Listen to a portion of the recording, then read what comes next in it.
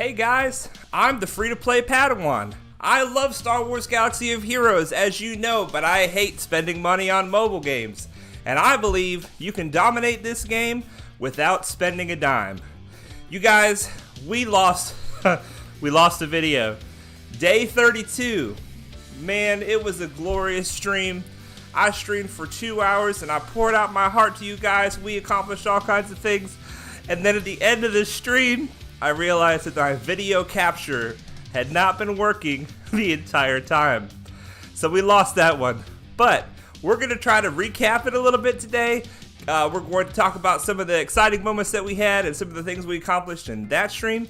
And then we're going to get into what we got for today's stream. So let's go over here and see what's happening in the game. Alright, you guys. It is day 36. It has been just over a month since we started this account and since we started this stream. Since then, we have, let's open up our account here. It's a little bit skewed because I wanted to do an update 1 month into it and it's actually 36 days into it, but it's close enough. Okay, we've reached level, let's talk about that first.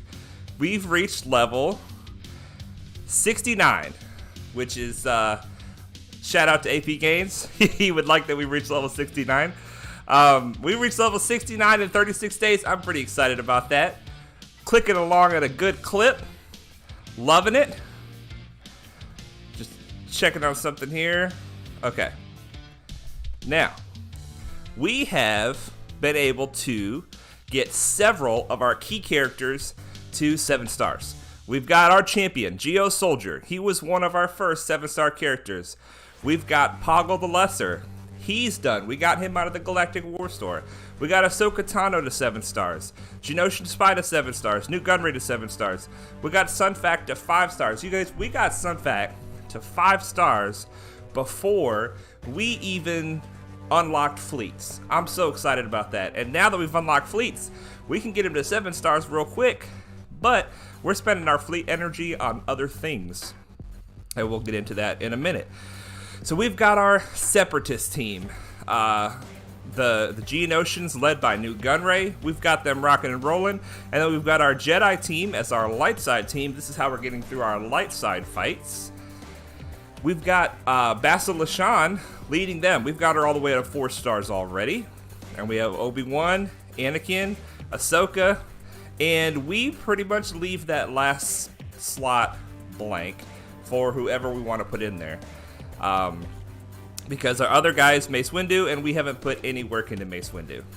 So, we actually, through opening the Bronzium packs, we have unlocked a lot of characters that we are not intending to use. Look at this. And then look at all these characters. This isn't a whole lot of characters ready to activate, but look at all these characters ready to activate. We're going to get to you, Darth Vader. Don't you worry. You're not going to sit on the bench for very long. Okay, let's talk about the goals for Phase 1. The title of this video is Phase 1 Complete. Let's get into Phase 2. And I'm going to hash this out better later and maybe give you guys some infographics of what Phase 1 looks like. But the basic thrust of Phase 1 is get to level 60 as quickly as possible with the ships that you're planning to use in good shape. Now, you might be planning to go Separatist, you might be planning to go Rebels, you might be planning to go Empire, whatever you're planning to do. In Phase 1 of your push, you should be trying to arrive at level 60 with those pilots at a good gear level for level 60, which is like gear 7. Maybe some people can get to gear 8 by then. I think Soldier might have been gear 8, or maybe he was just gear 7, and you want to have him at a good gear level. Hey, what's up, Kassir? Welcome to the stream, sir. Welcome to the stream. You want to also have their mods in good shape. You want to have 5-dot mods at rank 15, okay? So it doesn't have to be gold mods. It doesn't have to be purple mods. Even gray mods give you the same amount of power for your ship, but you want to have all the pilots that you're planning to use. You want to have them as high a gear level as possible and you want to have your mods, all 6 mods equipped, all 5 dot, all level 15. And that'll give you guys a great boost in fleets. How great of a boost will it give you? Well, when I unlocked fleets the first day, level 60, I got to rank 22. And then the second day, I got to rank 1. I claimed rank 1 on my day 2 payout. Now, since then, whales have just been swimming into the shard. They have been coming in like crazy. And there's nothing you can do about that. We have, let's see how many whales we have in our fleet arena shard right now.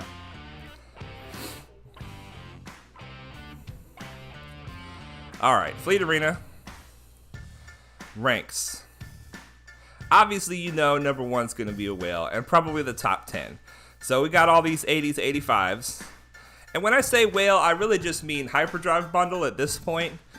Certain people are going to whale a lot further than the hyperdrive bundle, and there's not going to be anything we can do to catch those guys for quite some time. But our plan is we're trying to compete against these hyperdrive guys. And in fact, we have been competing with these hyperdrives. Look, still hyperdrives, all the way to rank 16.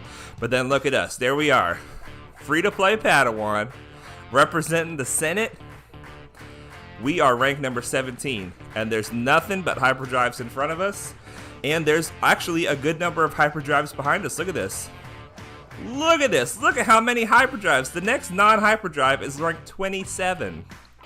So what we've been able to do is we've been able to nestle ourselves safely in the blanket of hyperdrives on both sides, so none of our friends who are our level can reach in and grab us and pull us out of the top 20. And for some reason, these hyperdrive guys, they're just not really aggressive. I guess a lot of people, when they get the hyperdrive, they're getting it for squad arena, and the fleet arena benefits to them are just a bonus. So a lot of these guys aren't pushing in the top, from top 10 to top 20. They're not pushing really hard, so they're just letting me stay right here at rank 17. And I have to fight 1 or 2 hyperdrives every day that I climb. This guy, Reese Solo, this is one of the only hyperdrives that I've been able to beat. And here's why. It's because he is running pilots with no mods. You see that? He's running pilots from the hyperdrive bundle with no additional gear levels, no additional regular levels, and no mods. And that makes his ships weaker. So I went through here, literally every single hyperdrive enemy that I could fight, and I went through and I tried to find the person who's using the least amount of mods. Now, he's actually got some mods now. He's actually harder to kill, and this is why. But see, a lot of these mods are still level 1. Because even when you buy the hyperdrive, you don't have a million, well, you probably have a million credits. You probably have 20 million credits. But 20 million credits doesn't get you very far when it comes to upgrading mods. So he's got mods on these characters now, but a lot of them are still rank 1 mods. So he's still probably my best bet. But if you find yourself in this situation where the only thing you have to fight against is hyperdrive fighters, then you have 2 choices. You can just give up and say, there's too many whales. I'm not even going to bother trying to stay in the top 20 because there's too many whales. I'll just be satisfied with top 50. And honestly, top 50 is probably a better, more realistic goal for the free-to-play player at first. But look at this, even up into the 30s, the 40s. Did I see? Yeah, one right here. Ichigo. I don't know what he's doing. He got the hyperdrive, but has only rank 1 star on his mace. I don't know what he's doing. Here's another hyperdrive at rank 39. My fleet arena is full of hyperdrives. I don't know what's going on here. But we're hanging in, you guys. Since we opened fleet arena, since day 1, we were at rank 22. We have not yet gone backwards from that. We've only gone forwards. So we are fighting tooth and nail to stay. We would love to be in the top 10. Top 10 gives you 200 crystals a day, but we are fighting really hard to stay in the top 20 to get 100 crystals a day. And that is why we have been able to get 400 crystals to start the day between that and Squad Arena and several other things. Now, normally we start the day with about 300 crystals. 300 crystals will let you buy 3 refreshes of regular energy and 3 refreshes of mod energy. That's how we've been spending our energy. If we have more than 300, then we are taking it and we are buying fleet energy with it, because we are trying to level up as quickly as possible, and for every energy you spend, you get 1 experience point. And the faster we get to level 85, the faster our ships will be able to catch up with the hyperdrive people. So that's phase 1. Pick your ships that you're going to go for at level 60, and then work on the pilots all the way up to level 60. It will hinder you in some areas of the game because they're not the best for Galactic War, and they're not the best for Squad Arena. But if you pick a team like the Geonosians, you can do what I did and use Newt Gunray as the leader for your Geonosians, and you can do fine. We are trying to stay in the top 1,000. So far, we've been able to stay in the top 500. That has been about where we've been staying. Now, we are not doing as well as a lot of the people that have gone after other paths. Oh, I forgot to mention, First Order is another great path for early fleet strength, because you can get this guy right here, the First Order Special Forces TIE Pilot. Hey, what's up, Kasir? Your brother says hey. Well, hey to your brother. Hey to your brother. Nice to meet you, my friend. First Order Special Forces TIE Pilot has a great ship, and then First Order TIE Pilot, the not Special Forces guy, he has a good ship, and then Kylo Ren Unmasked has a fantastic ship. So if you get those 3 ships before level 60, which you can easily do, then you can hit level 60, hit it hard with the ground running. And look, he's got this guy all the way maxed out, and I bet you he's doing pretty well in fleet. Can we even click on him to find out? I don't think so. Anyway, this guy, it has a great strategy. First Order is another great strategy for starting out the game strong. Okay, so that's phase 1. We have gotten our ships, working on the Geonosians, and Ahsoka, and Anakin. And if you look at our ships, we have Geospy. We've been going hard after Geospy, 4 stars. Soldier, 4 stars. Ahsoka, 3 stars. Sunfac, 3 stars. And Anakin, we just unlocked him at 2 stars. And the Vulture Droid. Oh my gosh, I almost forgot the Vulture Droid. He's the key to everything. So we've got the Vulture Droid at 3 stars, and that has been since day 2, farming the Vulture Droid every single day.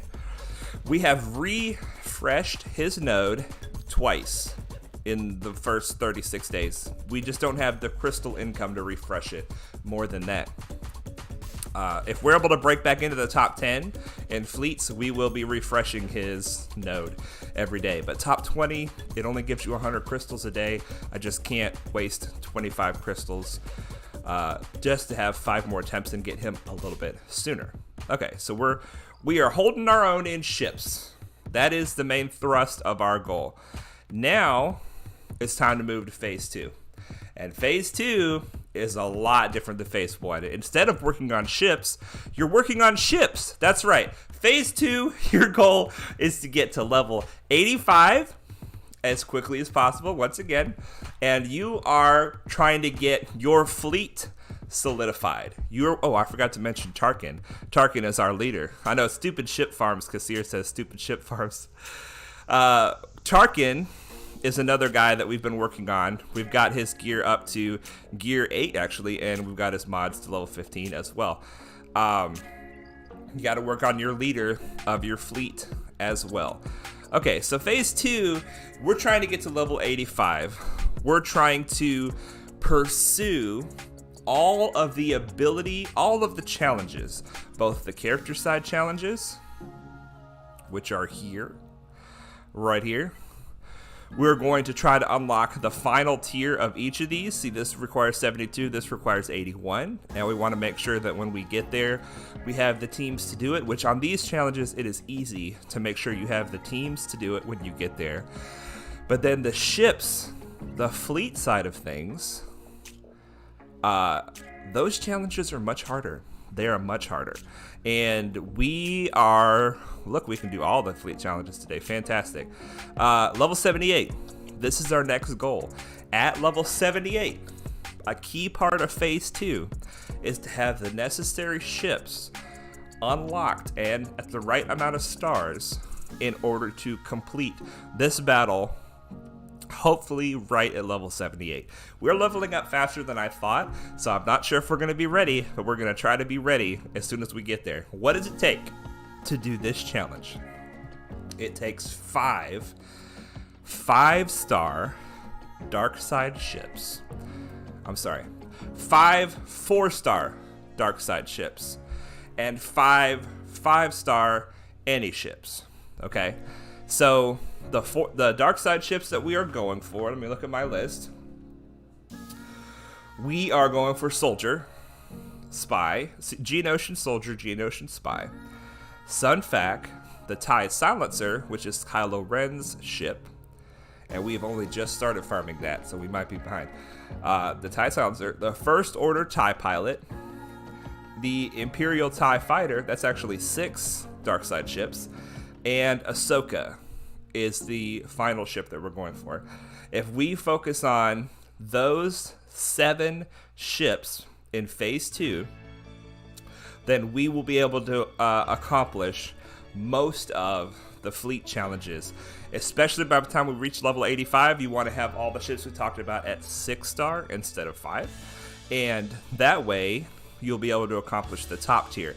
But this tier 3 really is where the money is, because it starts unlocking Zeta Mat materials every day that you do this challenge, which I think is 3 days a week. So 3 days a week, you get 2 free Zeta Mats just for being able to accomplish this challenge. And if we're level 84, let's say, before we're even able to do this challenge, we missed out on a couple of weeks of Zeta Mats. But not just Zeta Mats, also the ship ability mats. Look at this. These are the ability mats that you need to get your ships upgraded. And if we are fighting tooth and nail to combat the hyperdrive bundle users, then we have to pursue every advantage that we possibly can. So the whole thrust of the free-to-play Padawan farming plan is to establish fleet dominance early. And we have by no means established fleet dominance, but we are on the way to being able to hold our own in fleet. Our goal right now in this stage, the beginning of phase 1, heading into phase 2, our goal is top 50. I don't know if that's right. Top 50 is our goal. And then we're going to move to top 20, which is where we're currently able to hold with push as high as you can every time. There's no reason not to. And then eventually we want to be able to comfortably reach top 10 and maybe reach top 5 every day, because the crystal income will slingshot your account forward towards the free-to-play greatness that you want. Now, at the same time that we're working on our ships, we are working on our Geonosians, because Geonosians are 3 of the Geonosians are the pilots. These 2 and this guy are the pilots for our key ships, and the Geonosians are the key to getting into a good guild. If you get your Geonosians to a good power level, you got to have them all strong enough to do the Wat Tambor mission.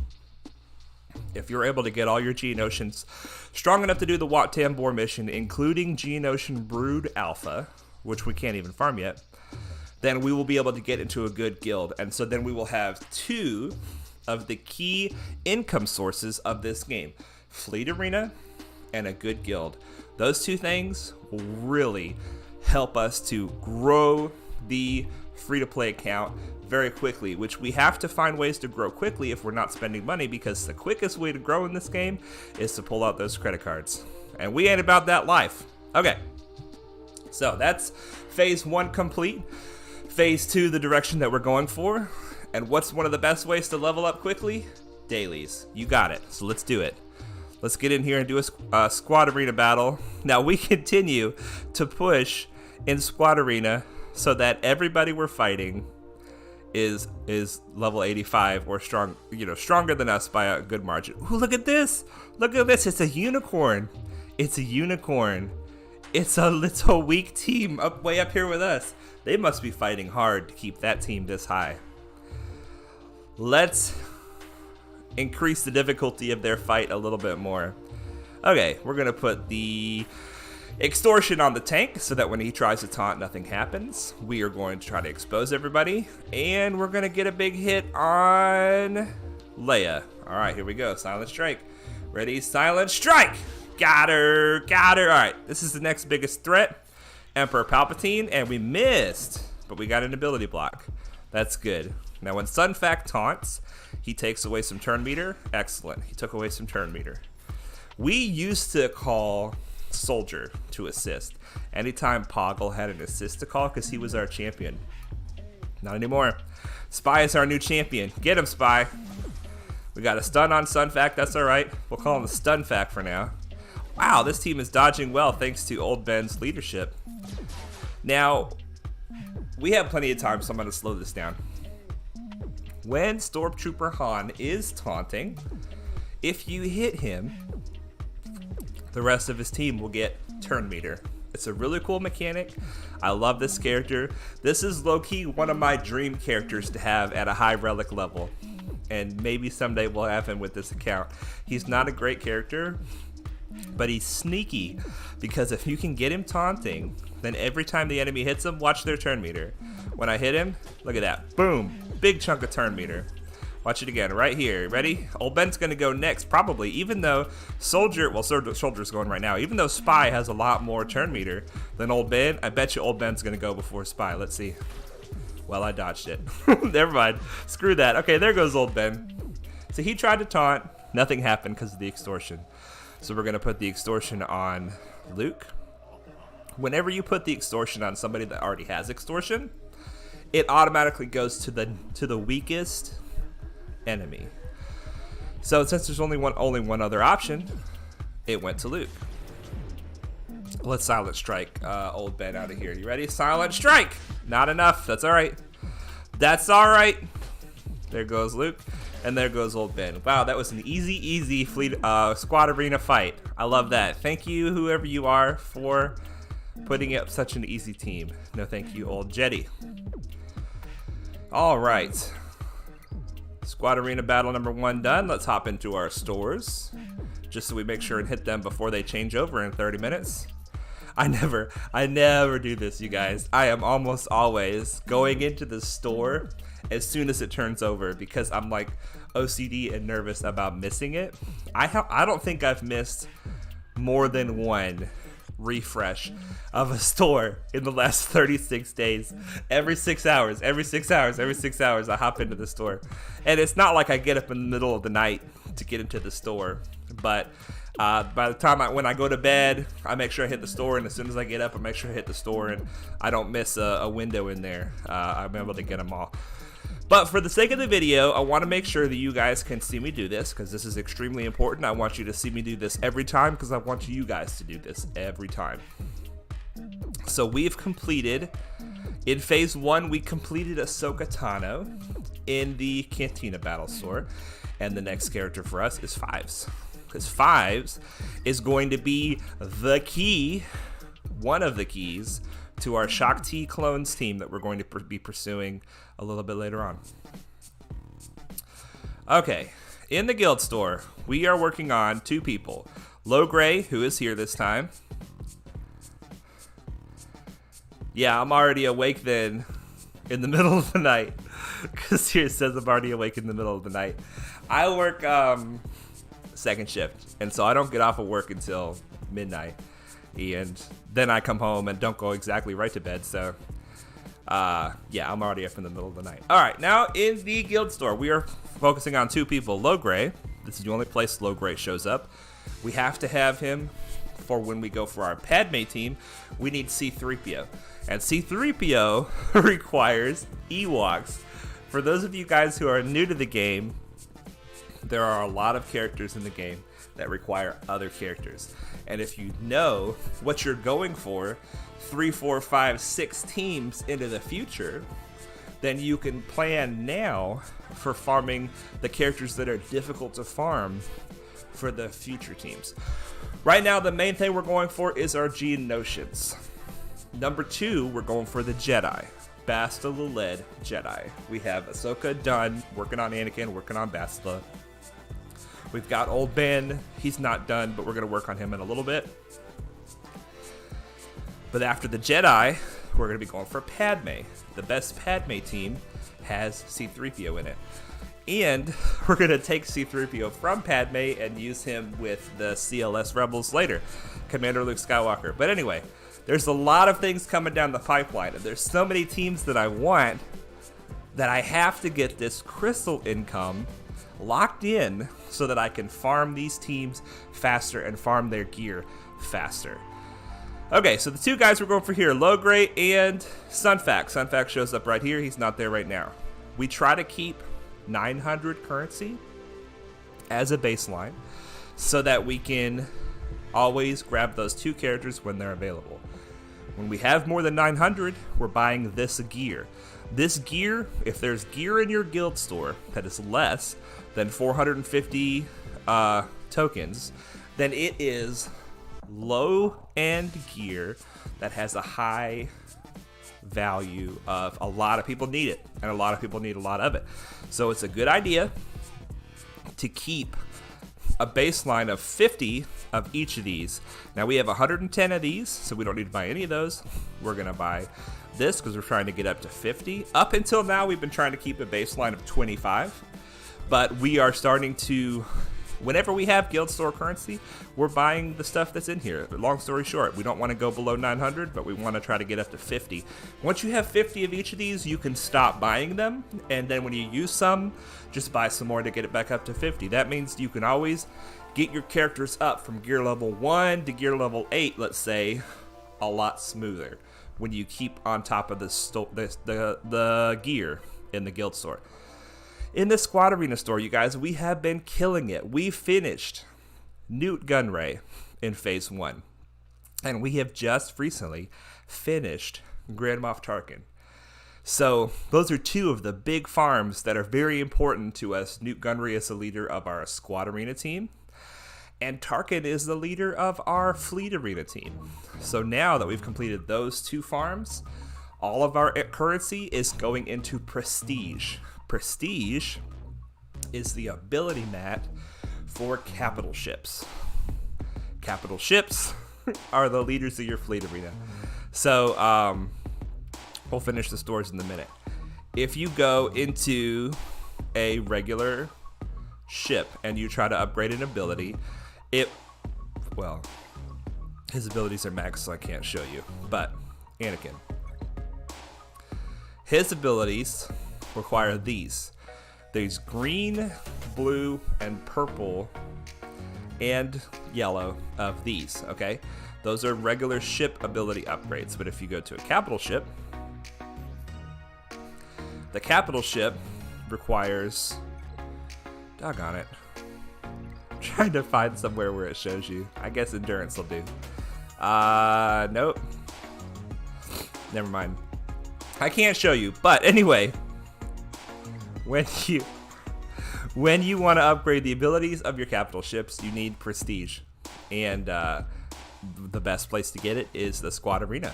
So for the foreseeable future, we will be going after Prestige, which costs 600 instead of 400, so we're able to buy it a lot less often.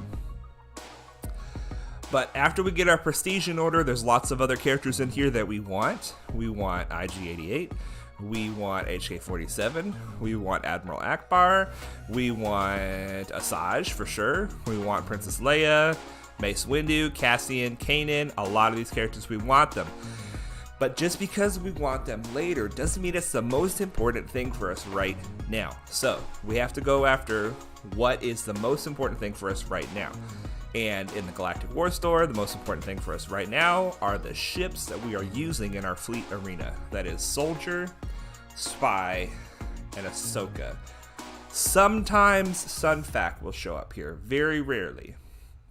But Soldier Spy and Ahsoka come here a lot. So all of our Galactic War currency is going toward the ships that show up here. Likewise, there are lots of characters in here that we want. We got Poggle, but we only got Poggle from here. We want a lot of these characters. We want Phasma. We want Biggs. We want Cad Bane for sure, probably next out of here. We want Zeb. Gotta have Zeb. Gotta have K2SO. But not yet. There are so many things to farm in this game. You can't just farm everything that you want in the future. You have to farm what you need the most right now. Alright, this is the store that we ignore because it's very expensive mods. If we bought one mod from here, it would take all of our money. We can't do that. And then here's the Fleet Arena store. We're doing well. I'm very happy with how we're doing with the Fleet Arena currency. Here's Ahsoka Tano's Starfighter. We have a good amount of currency right now, so I'm going to go ahead and buy it. But when you are working on your ships, you want to work on the starting 3 the most. The starting 3 for us are Soldier, Spy, and Sun Fac. And those are the guys that start the battle out on the field. And the reason you want to work on them the most is because the biggest punch you get in Fleet Arena is when your first reinforcement comes in, okay? Whatever that reinforcement does, when that reinforcement comes in, that's when your fleet really does what it's meant to do. And for us, our first reinforcement is Vulture Droid, and if all 3 Geonosian ships are still on the field when the Vulture Droid comes in, then we have a good chance of winning that battle. And if all 3 of your ships are your strongest ships, then they have the best chance of all 3 still being there when the first reinforcement comes in. That's the long and short of that. Okay, this is where you get Chirrut. I love Chirrut's character in the movie. Maybe someday I'm going to have a team with Chirrut in it, but for now we're not going for him. Vader, this is a great place to go for Darth Vader. Normally you get Darth Vader shards from the achievements in the game, but if you're not patient enough to wait for all of the achievements to go through, then this is where you want to farm your Darth Vader. Now they did something real sneaky in here. They put Darth Vader and General Grievous at 5 shards instead of 10 shards. All the other characters that are old, that have been around for a long time, are at 10 shards. But I guess because these characters are such premium characters, they put them in here at 5 shards. So just be aware of that. We are farming Grievous out of here, and this is the only place we're going to be getting him, so we have to get him at 5 shards. But if Darth Vader is not part of your immediate plan, if he's part of your later on plan, then just let his shards come from achievements and save your currency on characters that you can buy for 10 shards. And the ships, they're always 4 shards. It's bull, man. It's bull. 4 shards. They don't even give you 5. They don't even give you 5. At least give us 5 shards for one pull here. But anyway, once again, lots of good ships in here. Lots of good ships. And this inventory refreshes and cycles through. It's not the same stuff in here every time. Rex, he's a key to our plan for the future. I want to go for Rex so bad, but we can't. We can't because we have a limited amount of currency and we have to focus on what the most important stuff is. And then the guild event store. The rule of thumb in this store, generally, is don't spend this currency.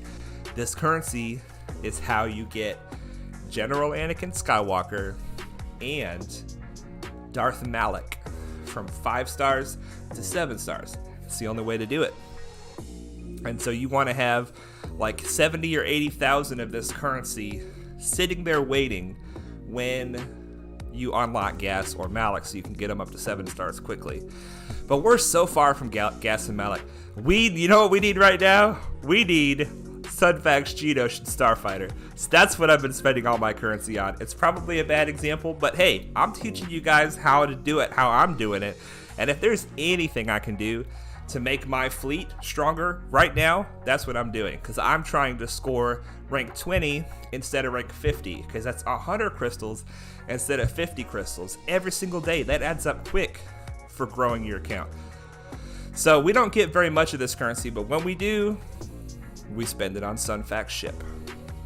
All right, and then this is the shard store. We don't have much to do with the shard store right now, but boy, do I wish we did have a little more shard store currency. We could buy that stun gun right there, but we can't. Kassir says it's painful. I'm not sure what you're talking about, ma'am, and I'm guessing you're talking about the ships only giving 4 shards instead of 5 or 10. And if you're talking about that, then I would definitely agree. All right. All right, so that's our stores. I'm taking really long to explain everything. I'm sorry, guys. We did our first fight. We did our stores. I'm trying to help you guys catch the vision of what the free-to-play Padawan's farming strategy is all about. And it's all about locking in resource streams, income streams. We're trying to use our account to grab a hold of daily crystals everywhere we can, so that we can use those daily crystals to reach out and grab better teams, the teams we want, the tunes we want, at the gear we want. So that's the plan. All right, we did a squad arena, we did our shipments, we did our store. Let's spend some energy. We have 400 crystals. We're gonna spend 150 of them right here. We're gonna do our daily farms. It starts with Bastila, and we'll continue to be Bastila for quite some time. 4 shards, that's a great pull. All right, we're going for Anakin. Now, up until now, since day 1, we have been farming our boy, Hoth Rebel Soldier, but look at that. Look at that. I've been saying the whole time our goal is 145. You have to have Hoth Rebel Soldier at 5 stars to get Rolo shards in the light side territory battle. Rolo, Rebel Officer Leia Organa, is an important character for late game. So if you're trying to get into a good guild, or in this case, a medium guild that's doing the dark side Geonosius TB, but the light side Hoth TB, this will make you attractive to them, that you are able to get a Rolo shard with your account. So now that we've got him to 145, I may never farm him again. We may leave him at 5 stars. And in fact, we're not even unlocking him right now, but we know that we're done. So instead of farming Anakin and Hoth Rebel Soldier, we're going to farm Anakin and Anakin. We're going to double down on Anakin. We always want to have, oh, we get nothing for it. Thanks a lot, Gabe. We always want to have 5 hard battle farms. We've got Bastila, Anakin, Dooku. 6 for Dooku, making up for the 0 on Anakin. I love it. I love it. Kassir, I apologize, sir, for taking so long to notice your comments. I've got bad tunnel vision. So I see now you said, yeah, it ships. And then the last one we're going for is the Vulture Droid. It may look like we're farming this guy, but we were actually farming this guy right here. And as long as he gets 9 more shards before we reach level 78, we can use him in our battles. It's a beautiful thing. It's a beautiful thing. We can use him in our level 78 daily challenge specifically. And I don't think we'll have any issue getting him 9 more shards by then. So we're cooking right along on him. So that's all of our hard farms. Thank you, sir. I see you said you're good. Thank you, sir. Now, where are we spending our regular energy? We're spending it on Spy. Why Spy? Because he is one of our top 3 ships. He's in our starting 3. So we are trying to get our starting 3 as strong as possible. Until we get all the gear on him that we are allowed to get. See, this requires level 70. We're almost level 70, so we're going to get that piece of gear on him. This requires level 73. Hopefully we'll get these other 3 pieces. This one, this one, this one. And that one will be sitting there ready for level 73. There's not much we can do about, well, look at this. We've gotten 60 of these. I was going to say, this is a piece of raid gear. But once again, because we fought to get into a active guild, this is not a good guild in the sense that it's a high level guild.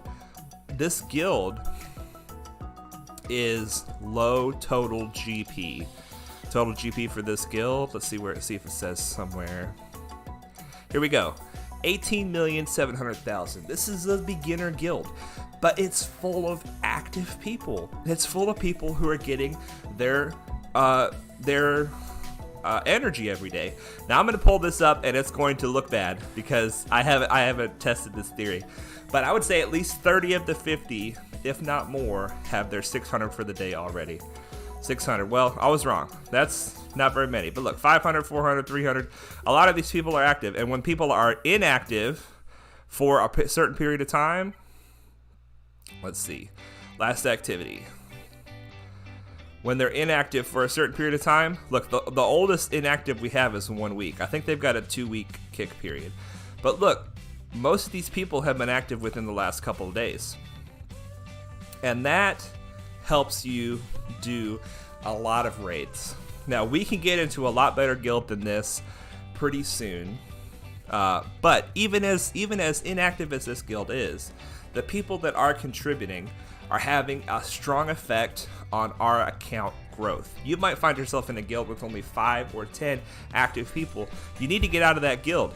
Even if they can do the Sith Triumvirate raid on Heroic, you will do so few total heroics because you only have 10 people contributing to the raid tickets, then you will not grow as fast as you would in a 18 million power guild with mostly active players. So just a quick look at Brax slacking. Tell him, crack that whip, Kassir, crack that whip. Just to back up really quick, a fundamental thing, I may not have explained this yet, and I apologize if I haven't. But let's go to guild activities.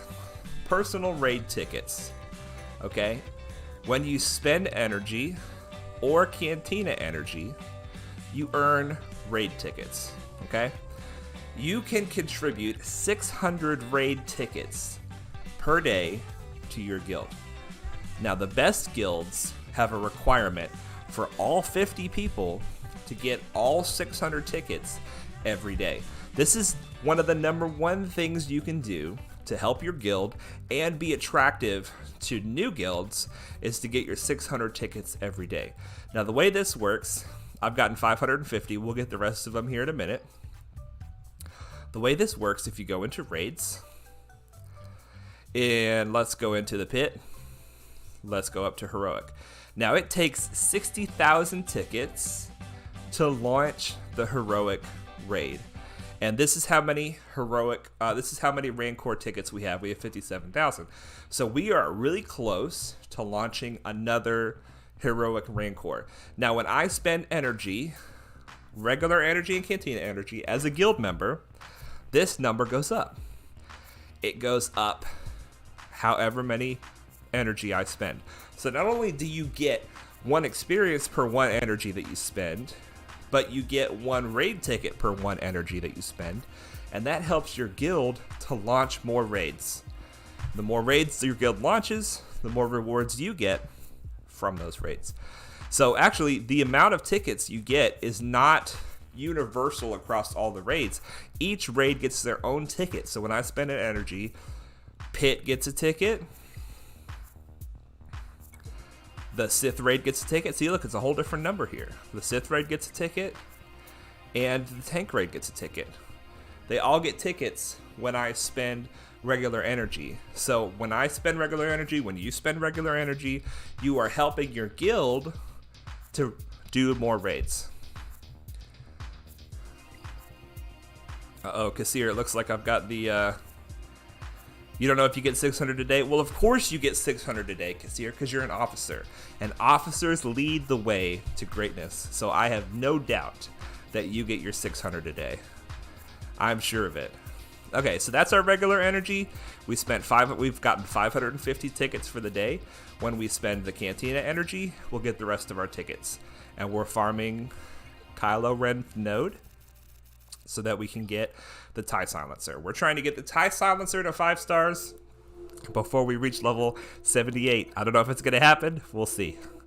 And as a byproduct, we're getting the fantastic and illustrious Kylo Ren unmasked, who is an amazing, amazing character. So that's those 2 energies. We have 262 crystals left. We know we want to buy 3 refreshes of mod energy every day, if we have the crystals for it. And so we do. And this is one of the things you guys missed in the last stream. Oh, it was glorious. We pushed to speed mods, and we completed tier 3 of the speed mods without losing a character. So now we can sim the speed mods. We skipped all the other kinds of mods. We went right to speed mods because that's what we wanted the most. And just like that, we got like 400 energy. Now this doesn't contribute raid tickets, only regular energy and Cantina energy, but we got 400 experience. We got a bunch of mods. Let's not check, because here says let's not check your progress. You got it, man. We won't check on stream. I guess we could, couldn't we? We could make sure. You better hurry up and make sure you've got your 600 for the day. I'm just kidding, we wouldn't do that. So we spent our mod energy. Now it's time to spend our ship energy, and we actually have enough crystals to buy 2 refreshes of ship energy, so let's do that. And we're down to 0, basically 0 crystals. This is how you grow as a free-to-play player. You spend all your crystals every day. So we're going for Anakin ship. Now, we've been talking a lot about which regular energy hard farms we're farming. We're farming 5. Bastila, Anakin, Dooku, and Vulture Droid. Okay, those are the 5. Now, we can actually farm multiple ship battle energy ships as well. Ships have hard battles that have 5 fights per each one. Now, I've already done 4 of these fights because I was trying to use my energy before the stream so it wouldn't cap out. So we're farming Anakin, 5 runs on Anakin, 5 runs on Sunfac ship. Now, no Sunfac ship shards. This is not the best place to get Sunfac ship, but it's an additional place. We're getting Sunfac ship everywhere we can get it because he is our tank, and the tank needs to be the toughest one. And right now, he is not the toughest one. And we're going for Bastila. So we're going for Bastila here and regular energy, Sunfac, and Anakin. And then any leftover energy that we have, we're putting right here on 1G to farm these beautiful Mark III something or others. Mark III hollow projectors. There will never be a time where you don't need this piece of gear. You will always need this piece of gear. So whenever you have extra ship energy and you don't know what to do with it, spend it here. And you can spend it here. I was able to 3-star this node on day 1 of being level 60. Since then, all my extra ship energy has gone here, and I have been able to put that piece of gear on a lot of characters since then. Okay, let's do some challenges. Let's make sure we've gotten the highest level of these. Look, level 75 is when the next tier of this unlocks. All right, we can do this. Let's do this. Let's do this. Now let's make sure we get our fleet in order. We got the 3 Geos, and then we have Vulture and Ahsoka.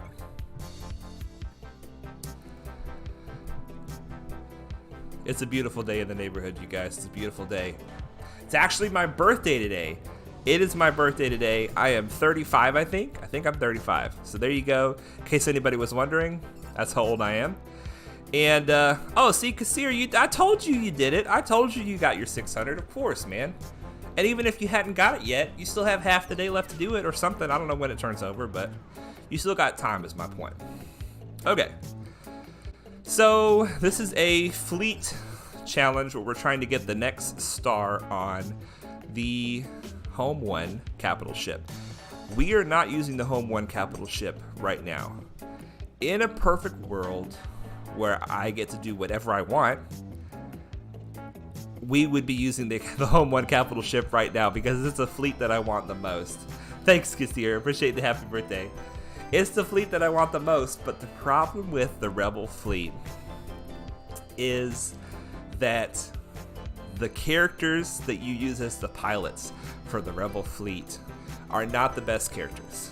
So, and you have to put them at like Relic 5 or more to get this fleet able to destroy anything.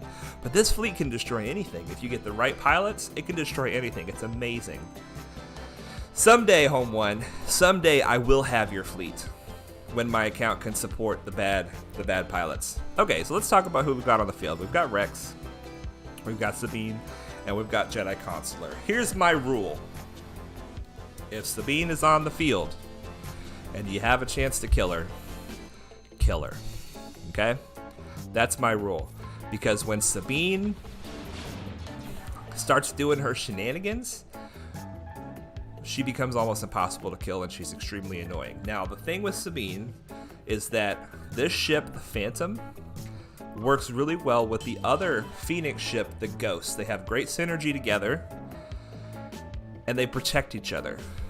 Anytime the other ship, the Ghost, takes a critical hit or gets debuffed, then Sabine taunts. All right, you'd think, oh, it's not a good idea for a little ship like this to taunt. This ship is not very tough. But it taunts with foresight. So it taunts, and you have to shoot it, but you can't hit it. When it loses foresight, it goes into stealth. So basically, every time you damage the Ghost with a critical hit or a debuff, you have to waste a turn attacking Phantom and not hitting her. So if she's not ghosted and she doesn't have foresight, I go all in. I try to kill Phantom so that she can't start doing those shenanigans, because one wasted turn in a fleet arena battle could be the determining factor that makes it to where you lose the whole fight. Okay, Sunfac. We haven't talked about his ship very much yet. Sunfac has two abilities. The first one, deal physical damage to the target enemy if attacking on a turn. Also inflict target lock. This is the only target lock ability that the Geonosians have. So they don't work very well with teams that need target lock on the field. But Sunfac can get called to assist with the spy or with the soldier. They both have assist calling abilities. So if he assists, he can apply target lock. And in fact, we saw that at the beginning. The Phantom was target locked, and that was because Sunfac attacked out of turn. The other ability that Sunfac has, and this is the moneymaker, deal physical damage to target enemy. If the target is buffed, stun them. Okay? Sunfac stuns.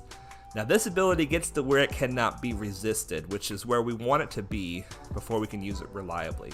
But for now, it can be resisted. Both of these guys are buffed. We can stun either one. We're going to try to go for the healer, and there we go. We got the stun. Once again, one wasted turn in a fleet arena battle could be the deciding factor. And then we bring in our Vulture Droid. Vulture Droid puts the ugliness on the enemy team, and then he does a big hit. Ooh, 14,000.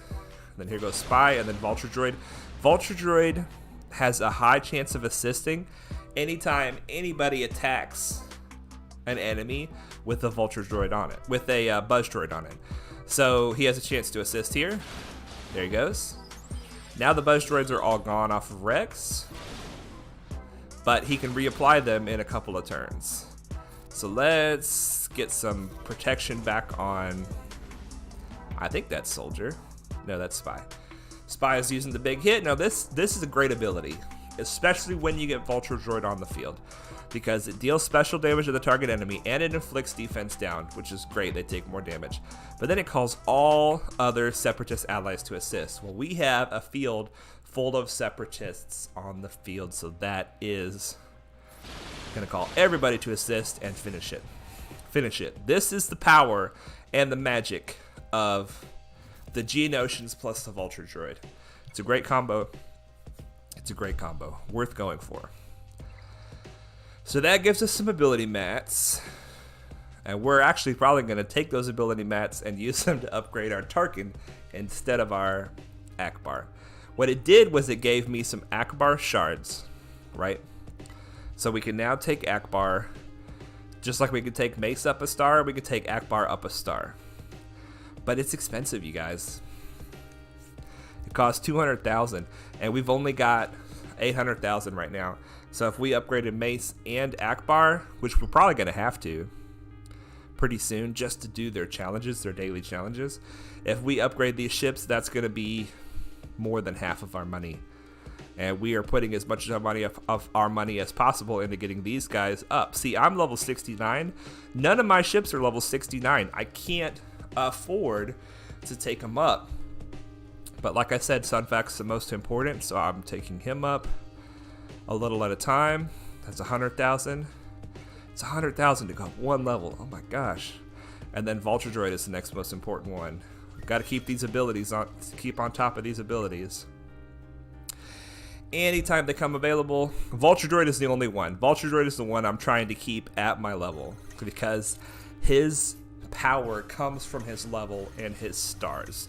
I'm working on his stars, but I'm going as fast as I can, but he's still only 3-star. So in order to make him as strong as possible, I'm putting all the levels I can into his ship. He does not have a pilot, so I can't put mods on his pilot. I can't put gear on his pilot. So in that sense, he's very cheap to get a strong ship without all the extra investment. But that also means that whenever we can put investment in him, we want to. We want him to stay at the absolute maximum that he can. And we're going to leave Sunfac at 68 for now. We got to try to make some more money before we go forward. And the reason is because you always want to try to keep some of your currency on hand. You never want to go down to 0.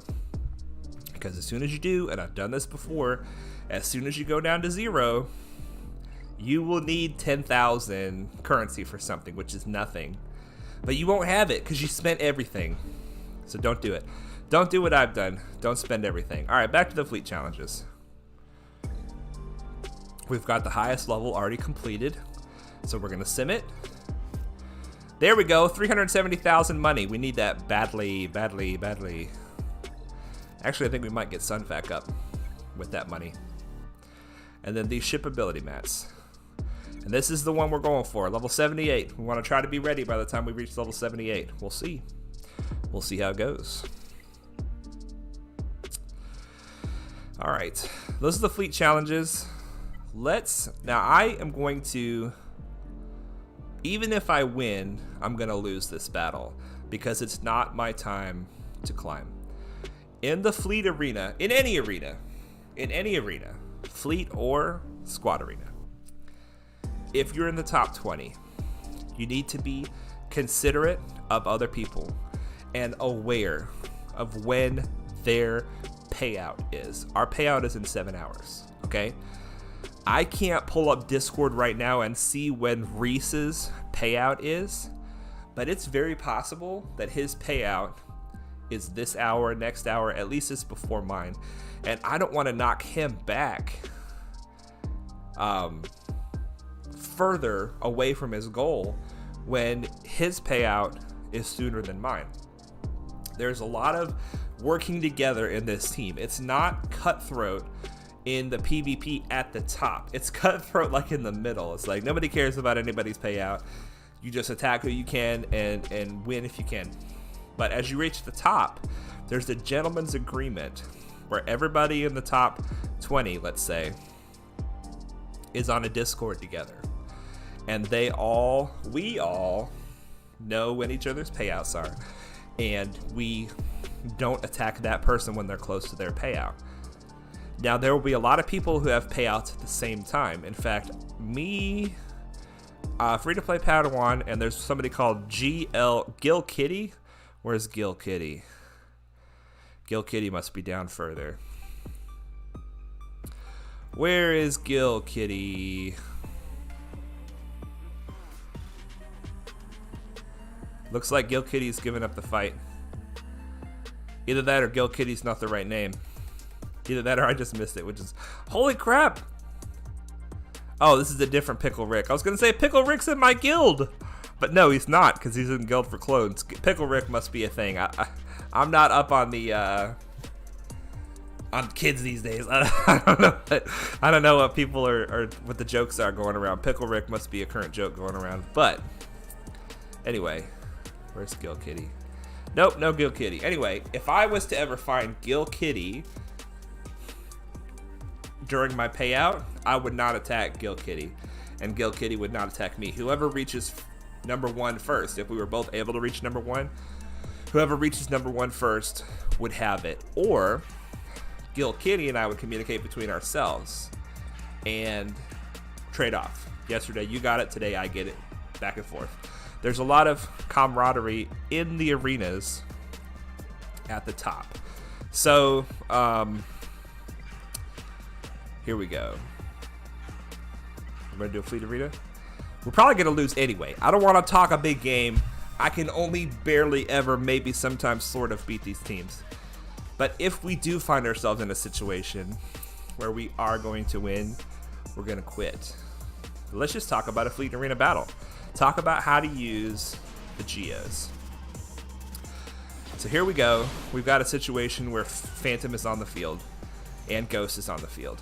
If we use this ability, which we're going to, and it crits or debuffs Ghost, then Phantom would, gosh, see, it's just the,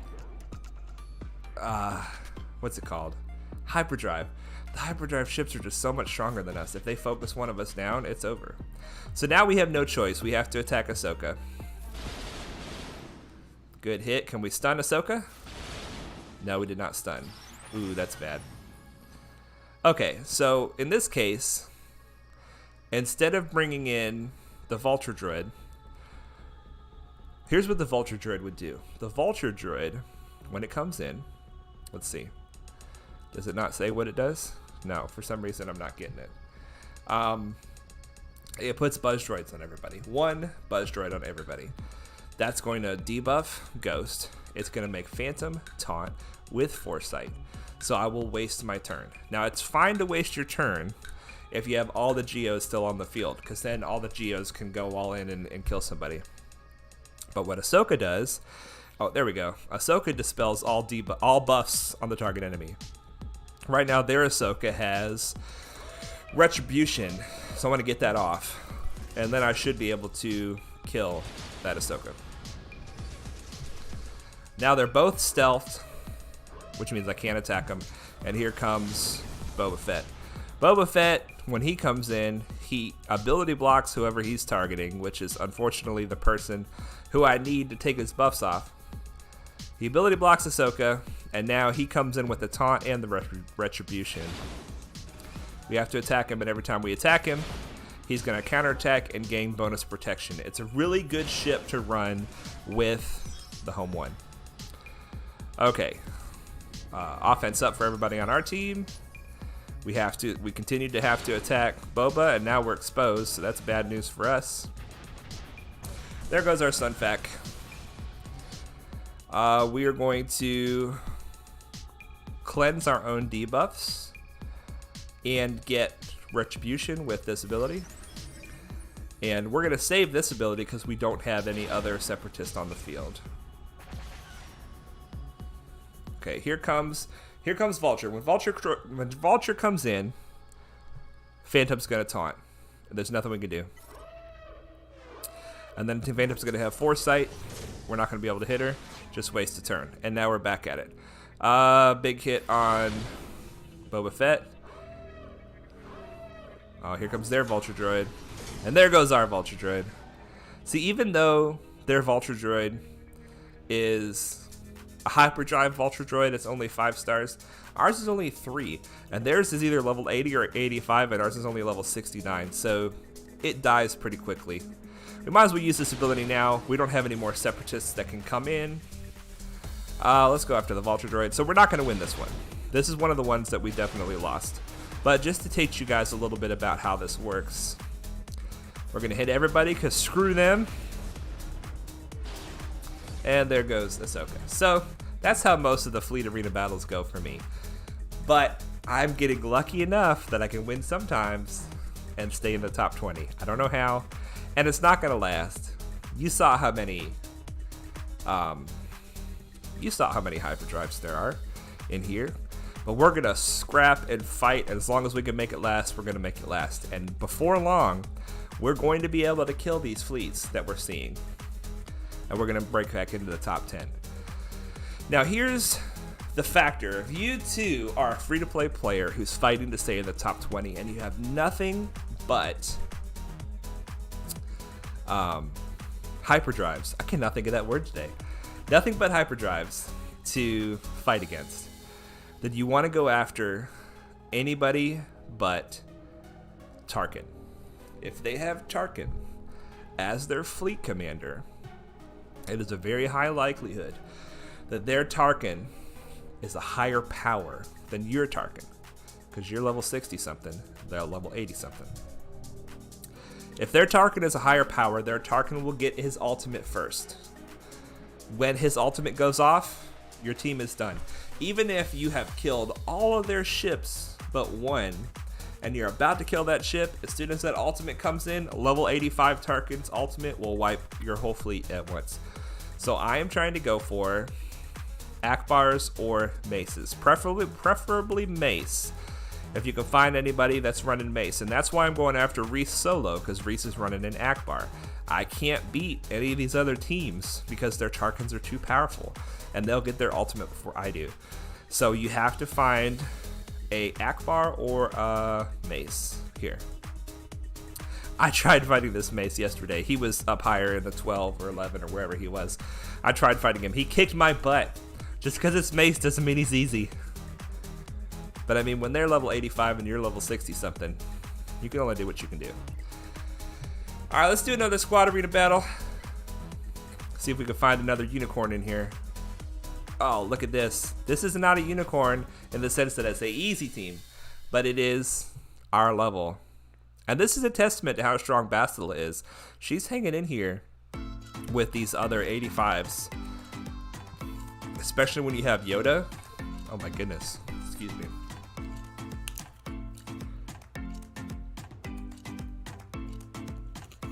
All right. Back at it.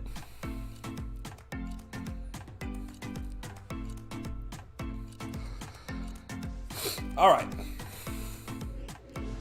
Now, when you're fighting a team with Yoda in it, Yoda is almost always the priority. When there's Anakin, Anakin is almost always the priority. So we have to decide which one is our actual priority. We're going to go for Yoda first. We're going to go for Anakin next. We can't use this ability, grant all separatist potency up, and then expose all enemies. It won't expose anybody because they have this ability called tenacity up. What we can do is we can do a silent strike. It'll take all the buffs off of Yoda except for the locked protection up. So here we go. Silent strike. Silent strike. 23,000. Beautiful. All right, big hit, soldier. Come on, let's take out this Yoda. Let's take out this Yoda. Let's just use Sunfac's biggest hit and hope. It's enough. Oh, good. Okay, now we go for Anakin. Now, Anakin gets upset that we killed Yoda, and he takes a bonus turn. But it was better to eat one bonus turn from Anakin than it is to eat all of Yoda's a million turns. All right, tenacity up is still on a couple people, but it's not on others, so we're going to use it. We're about to lose our first Newt, but that's okay. We're not going to taunt yet because Newt can still take a hit. Maybe we should taunt, because if we taunt, then they can't kill Soldier this turn. But we're going to roll the dice and hope that they kill Newt instead. Now, we can take all the buffs off of somebody. I don't want to take all the buffs off of Anakin because Spy can use those buffs to try to kill him. We're going to take the buffs off of Bastila. Well, they went after Soldier. I rolled the dice and I shouldn't have. There goes our first Newt. Okay. So we are going to go after Ezra next. Normally you put the extortion on somebody you're not going to go for next, but because this team is very difficult, I want all the things we can use to help us possible. This might be Soldier's last turn. The reason I say I want everything that can help us is because we could potentially call a mass assist with Newt against Ezra, and that could really help us finish him off. Alright, time to taunt Sunfac. Alright, here we go. Anakin lost all those buffs, but we're going to try this anyway. Silent strike! There goes Anakin. Nice. Time to taunt. Boom. Ezra already used his clearing move. We're going to call the mass assist I just mentioned. Do some damage. Big hit with Soldier. Excellent. And then finish him off. All right. Now we got a situation where we're in a little more control. We're going to save Bastila for the end. We're going to go after Ahsoka. So we're saving Bastila for the end. Put the extortion on her. Going after Ahsoka. Ahsoka could have cleared that taunt, but she didn't. That's very good. Bastila uses her turn to clear the extortion. Sunfac tries to get a stagger on Ahsoka. And then Spy wants to use that stagger to kill her. Silent strike! Got her! Let's bring this on home. Let's bring this on home. Don't go crazy on us, Bastila. Calm down, baby girl. Taunt with Sunfac. Basic with Spy. Basic with Soldier. Let's bring it on home. Mass assist. Is this enough? It's not enough. Silent strike for the win. Silent strike! Got her. Alright. Excellent. That's 2 wins in Squad Arena. That never happens. What a great day to stream. It's like a birthday present. It's like some people that are my power came up above me just to give me a birthday present of teams to take out. I love it. Thank you guys so much. Alright, these stores have actually restarted since we've been chatterboxing away. So let's do this again. Same stuff, same plan. Buy these every time, regardless. Don't have enough for that. We have enough here. We're looking for Sunfac and Logray. There's Logray. Hey, buddy. Boom. And then because we're under 900, we're not going to buy any of this gear. Still don't have enough for that. Who do we have here? Ahsoka. I guess we need to keep going for Ahsoka. We're getting low on this currency. When we get low on this currency, I try to focus on the main 3. The 3 bronze beauties, as I like to call them, the Geonosians. Fleet Arena, let's see what we have. We have Soldier and Ahsoka. We can go for both of those. We have no Grievous. Grievous, we go for Grievous every day. Yeah, I'm off work today. I am, Kassir. Because yesterday was 4th of July, Independence Day. In the States, that is one of our biggest holidays. And my factory honors that holiday by giving us the nearest day off, the nearest day to it. So since it happened yesterday, they gave us today off. So that's cool. That's cool with me. All right. So no Grievous and no Vader's ship. Sometimes Vader's ship will show up here, but because we do not have either of those ships available to purchase, we're going to buy these 2, and we're actually going to put Ahsoka up another star level. We do not have enough currency to buy Sunfac, even if he's here. He is here. We don't have enough. And we don't have enough to buy anything there. Okay, so that's our stores. Oh, you're off today too? Well, fantastic. I was low-key secretly hoping, Kassir, that you were going to be off today so that we can hang out on the stream. But, you know, I want you to be able to work when you can. So, I want that for myself as well. So it's always good to be able to go to work. We can be thankful for our jobs. When on a day off like today, it's a beautiful thing. Ooh, reach level player level 70 to unlock this tier. Hang on, guys. Are we close? We're close. Let's collect our dailies before we do this. We might get to level 70 and then be able to do the next tier of that. But let's go ahead and do this one, because that's level 72 before it unlocks the next tier. Here we go. Obviously, since I'm here. Well, you could be off of work and not be here. I really appreciate that you're here, man. I really appreciate the support like crazy. All right, is this enough to level up, you guys? Come on, baby. Yes! Level 70 on stream today. Level 70 in 36 days. Oh, man, it feels good. Feels good. Look at this. We got all our dailies done. And an achievement. What's that? Reach level 70. 5 more Vader shards. See, I'm telling you, it's going to come in the achievements. Eventually. Look at all these achievements. Oh my goodness. Let's, we don't even need to scroll back up. I don't know why I'm wasting my time. And because we leveled up, we have all kinds of bonus energy to spend, and that's gonna skyrocket us into the next level. Let's do it. Let's spend our mod energy on speed mods. It's a beautiful thing. Ability mats. I love it. I love the bonus ability mats from the speed mods. Look at this, a bunch of Cantina energy. I gotta stop almost spending it on Spy. That would be a waste. We need this so badly, this ship. So just so you guys understand the flow of the Cantina battles, we went for Geo Soldier first, all the way to 7. We went for Spy next, all the way to 7. And now we're going for Crew and his ship, the Silencer. And we're going to take this one until the Silencer is at least 6 stars, maybe 7. We'll see what we need to farm once we get the Silencer to 6 stars. I want to take it to 7. I like finishing things. I like finishing things before I move on. I will say, I think my favorite update recently was definitely removing the cooldowns on challenges.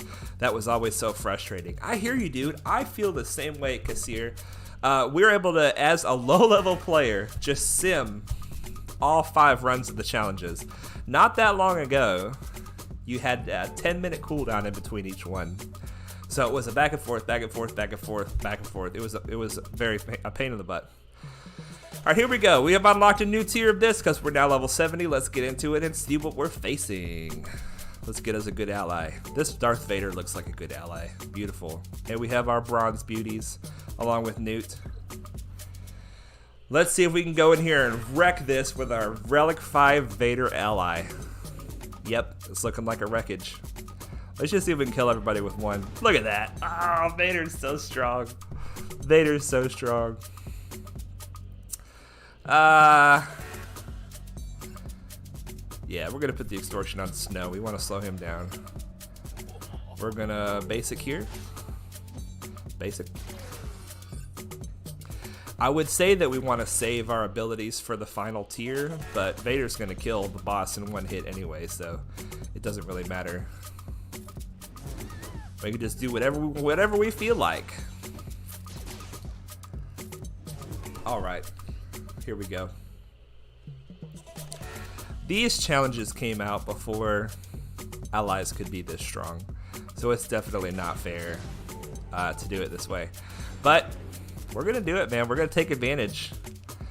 We're gonna take advantage of every opportunity here. Silent Strike, and Vader comes in here with his merciless massacre. We're gonna play with our food. We're gonna milk it. Oh, I wanted to calling Blade Boba Fett, but the Force Crush killed him instead. That's funny. Okay. And now we can sim the rest of those. Look at these. We're getting 5-star training droids now. This game is very generous with the training droids, both for ships and for characters. Like on day 1 or 2, you don't have enough training droids, but after that, it's like, you got enough. From now on, if you do your daily challenges, you've got enough. So that's nice. All right, we have one more kind of energy to spend. We are spending it on Spy. Where are you at? Front and center, you're right there. And we got this from doing those challenges. Beautiful. Equip that. And we're farming this. It's weird because on my other account, I've got plenty of shard store currency. So whenever this shows up, I'm like, oh yeah, definitely I want to buy that. And it's like, oh, you don't have enough. Oh yeah, because I'm on the brand new baby account. I should have used shouldn't have used Silent Strike on Boba. Yeah, that would have let me Culling Blade Boba. I need to learn to play with my food more. When you have Vader, it's all about playing with your food. All right, I want to spend this fleet currency, not fleet arena currency, but fleet energy rather. Spending it on 1G, hopefully getting a few more of those bad boys. One more, we'll take it, we'll take it, we'll take it. All right, now. Okay. Let's look at our list here. All right. Now, we can finally get back into more Galactic War content, you guys. I've been struggling on Galactic War lately. I've been barely finishing most of them. I was not able to finish the one from yesterday. So we'll see how it goes today. We've done the first 5 battles already. We're up to the first hard battle. We got some nice gear on these guys, but these are all, every single one of these guys is below average. Below average tunes, okay? So it's not really scary. This is what we've been doing. It's been working pretty well. We've been using our 4 Jedi and Spy. Now Spy starts the fight with stealth. And if we're lucky, he stays stealth the whole fight. The thing that's good about that is because all of these guys start with bonus protection, so they can take some hits, and Spy can't take hits, but he's stealth, so he often doesn't. And the bonus is Bastila has an ability where she gives a lot of buffs. This ability here, Rally. First of all, she can dispel Spy and dispel any debuffs on him. And then he gains offense, defense, speed, and accuracy up. That's 4 more buffs that he can use with his Silent Strike to consume those buffs and do a lot more damage. So this has kind of been working up. Kassir says, how dare you insult Cup? You guys, we have the Coruscant Underworld Police on this team. He is Cup. He is widely regarded as the worst character in the game. But recently, it has been discovered that if you put him at level 69 and you get his power to 6969 power, then something magical happens, and all of a sudden you're embraced by the community as a legend. It doesn't make him strong, but it makes him funny. So that's what a lot of people do. This guy apparently hasn't gotten the memo. He's got him at level 61. I can only expect that he is fighting hard to get him to level 69. Out of respect for Cup, we're going to save him for last. We're going to let him live while the rest of his team dies. We're going to taunt with Old Ben. See, look, they have a lot of purple, especially Old Ben has a lot of purple protection. So they can take the hits while Spy just sits here in stealth and says, I'm good, y'all. I'll just chill out over here. Uh-oh, Cup's getting damage on Spy and offense down. Watch out. We're just going to do a basic. We could Silent Strike on Chewie to take the taunt off, but there's other ways of doing that. The 69th Precinct. Yeah, the 69th Precinct, the most underfunded and undergeared precinct in all of Coruscant. Alright. So, we're basically trying to get our cooldowns ready for the next fight. Galactic War is all about cooldown management, health bar management. Bastila is a great leader for Galactic War because she gives everybody this purple protection which refreshes fresh at the beginning of every fight. We're going to keep going after the healer, then we're going to go after the tank, and as promised, we're going to leave Cup for last. Not because he's the worst character. Not because he's the worst character. Out of respect. Let's get a heal on Spy. Yeah, that's one of the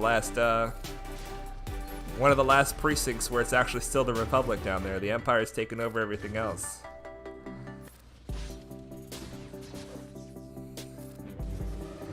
Man, Chewie is taking some hits, my friend. Chewie is taking some hits.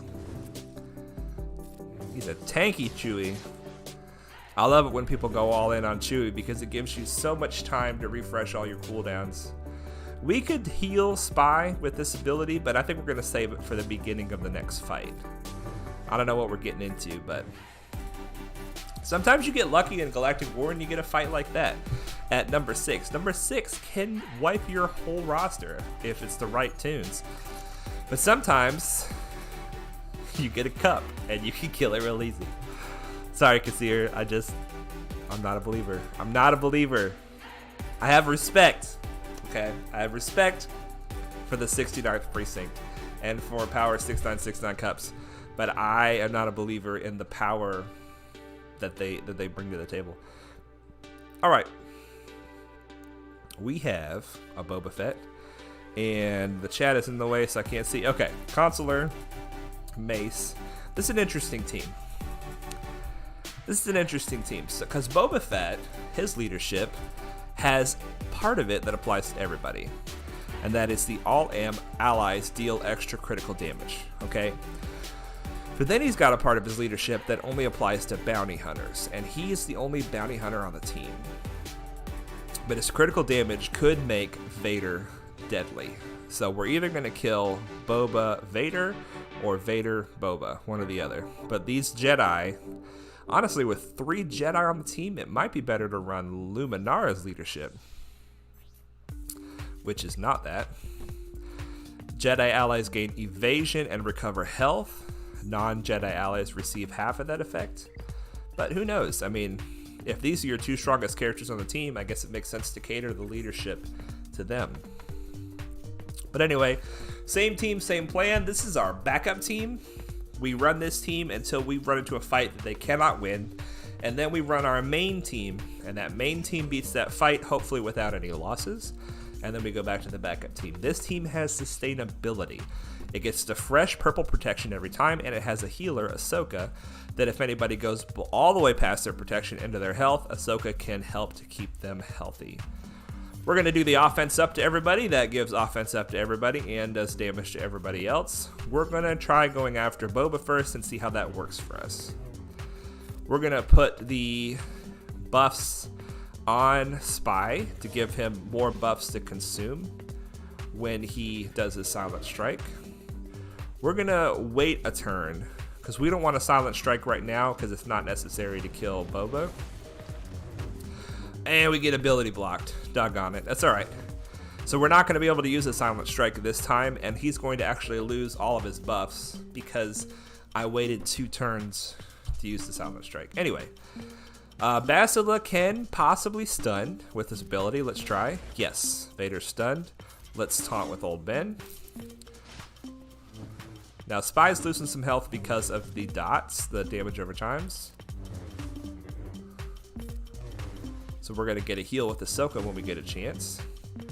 Alright, now we have a silent strike ready. We could probably kill Vader with this silent strike, but we might not. So in order to increase our chances, we're going to use the 3rd ability first. The 3rd ability puts expose on the field, and for every expose he gets, he gains turn meter. So he can potentially get a free turn when he uses this ability. Now Vader has an extra debuff, an extra chance of killing him with a silent strike, and we try it right now. Silent strike! Not enough. Well, it definitely wouldn't have been enough before. Uh-oh. Uh-oh. Now he's getting the heals. Things are falling apart. Things aren't falling apart that bad. We got to get Spy back under stealth. Let's get a heal on Spy. There we go. Spy goes back under stealth when he hits a crit. So hopefully he hits a crit this time. Yes, now he's back under stealth. Spy is just such a good character. I've never really tried to use any of the Geos in other teams, so this has been a fun experience. Taking one of my strongest characters, Geo Spy, putting him with some weaker characters, and actually it working out pretty well. I've been using Soldier in here instead of Spy, but Soldier kept taking the heat. Everybody on the enemy team wanted to kill Soldier, and so I said, well, Spy will stay under stealth, so that'll make it harder for them to kill him. Easier for Ahsoka to keep him healed up, plus Bastila can give him the buffs for a big strong silent strike, so it's been working out alright. He still doesn't do as well as he does under Newt because he doesn't have a leadership. Bastila's leadership does nothing for Spy. So Spy is just a free agent on the team. Okay, here we go. We've got a challenging team here. We've got Emperor Palpatine lead. Emperor Palpatine gives bonuses both to Empire and Sith. He's Empire and Sith. Vader's Empire and Sith. Maul is Sith and Dooku is Sith. And then Yoda is just a pain in the butt whatever team he's on. Whew. I don't know about this team, you guys. We're gonna have a fight on our hands here. We're gonna have a fight on our hands. You got several AoEs here, several areas of effect. You've got Darth Maul has one where he puts an area of effect daze on everybody. Palpatine has one where he puts an area of effect stun on everybody. Vader puts damage over times on everybody, and then Yoda just hits everybody. So we're gonna hope that Old Ben is feeling potent with this ability. Not very potent. Alright, he got ability blocks on 3 people. That's great. That's 2 of the AoEs we're worried about. I honestly think that Yoda is going to cause complications. This is the nice thing about Galactic War, is that you don't have to go fast. You can go slow and think about it. Plus, you can try different things. We're going to go for Yoda first this time. If going for Yoda first doesn't work, we'll try something else. So we're going to put Expose on everybody, hopefully, and then we're going to Silent Strike Yoda. Ready? Now, here's kind of a good benchmark to mark right here. Everything we've done this far has brought us to this point. If we do the same fight again, with the same series of moves in the same order, we'll find ourselves at this point every time. And we can say, maybe we should Silent Strike Dooku. He's got 3 debuffs, and we have all these buffs. Maybe we should Silent Strike Dooku. Maybe we should try to Silent Strike Palpatine. We're going to try Yoda first. Kasir says he hates Dooku. I hate Dooku in Galactic War because of the stuns, because of the healing immunities, the shocks, the ability blocks. It's all terrible. All right, here we go. Silent Strike on Yoda. I don't know if it's going to work. Silent Strike! Not enough. Didn't crit. So that's bad because he didn't crit, which means he's now exposed to the elements. We're probably going to take an AoE here from Palpatine. We end up killing Yoda anyway, which is good. Can we stun Palpatine? Did not stun Palpatine. We can taunt with old Ben, but experience has taught me that if you taunt too early with old Ben, 2 things happen. 1, you taunt while the whole enemy team is alive almost, so he dies because he can't sustain all the heat. 2, if that doesn't happen, then his taunt gets removed or expires, and then somebody else on your team dies because he wasn't taunting. We're going to save the taunt, see how that works. Here comes the AoE stun. Hopefully we resist it. We resisted with 3 out of 5. That's not bad. Get a critical. Ooh, yeah, nice. There goes Palp. Okay. We survived all those shenanigans. All those shenanigans are survived. This point, Vader is the most dangerous, but both of these guys are dangerous as well. What do we do here? I think we should use the heal. The heal is good for 2 reasons. 1, it gets a little more health on Spy, and gets the cooldowns going again for the next time we need it. 2, if Jedi Knight Anakin is an ally, deal damage again. So this deals 2 damage, 2 hits, so it's a good hit. It's a strong hit. I would like to try to kill Maul before he does his AoE days. Let's see if we can pull that off. Yes! Excellent. Let's see if we can ability block Vader. Nope. There goes Dooku. Okay. Let's try to get an expose. Did not work on either one. Yikes. Now it's time to taunt. Old Ben, honestly, Old Ben's already lost all his purple protection. What's Vader gonna do that's so bad? He could throw his saber. There have been so many times that my whole team got stunned by counters. I know, Dooku, man. And if you don't have a daze on your team or a stun, then you're at the mercy, man. You're at the mercy of the Dukester. This is another good reason to run Spy in my very specific situation, is that Spy can attack Dooku without taking counterattack because he's under stealth. I just feel like taunting is the right thing here. It probably isn't. Can we stun Dooku? No. Okay. Let's go after Vader. Can we Silent Strike Dooku? Silent Strike! Yes. Okay, Old Ben is dead, and now we have to restart. Doggone it. Okay, that's alright. We'll try again.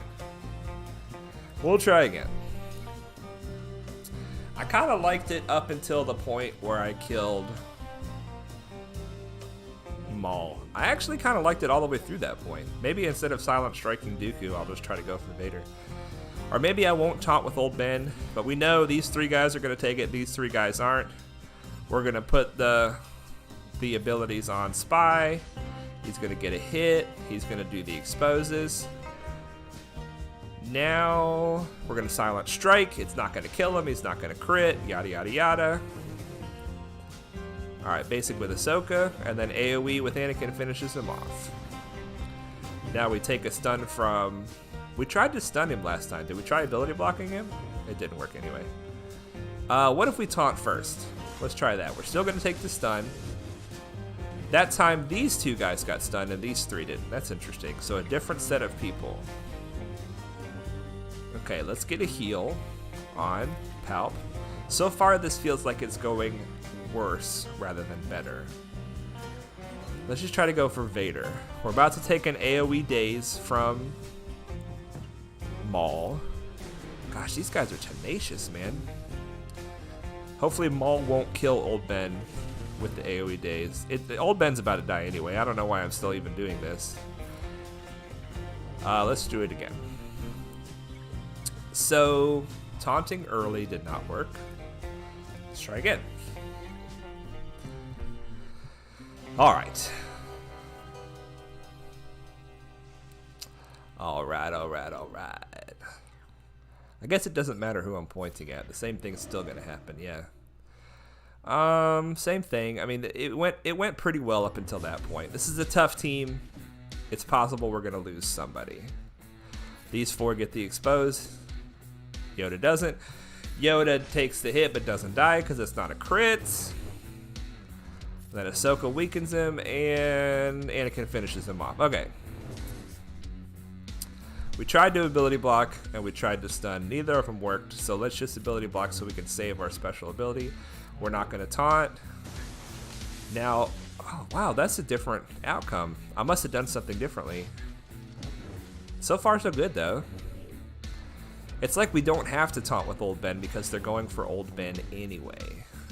Now let's go for Maul like we did before. Basic. Okay, so I've done something wrong that it went different than the first time.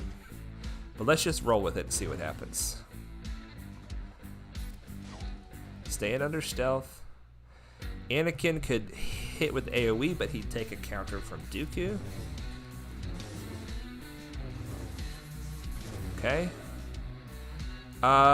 Should we taunt yet? Kind of feeling taunt. Let's see how that goes. Let's silent strike with Spy. This will bring him out of stealth. It will not kill Vader, but it'll do a nice chunk of damage. Ooh. Okay, here comes the heal. That's good. We need that heal. Alright, Old Ben, man, this ain't looking good for you, my friend. I don't know that we're going to get through this fight without losing you, and that's not ideal. We really want to get through this fight without losing you. Let's call Spy to assist. And Old Ben is just hanging on by the hair of his chinny chin chin, and he's gone. Okay, let's try again.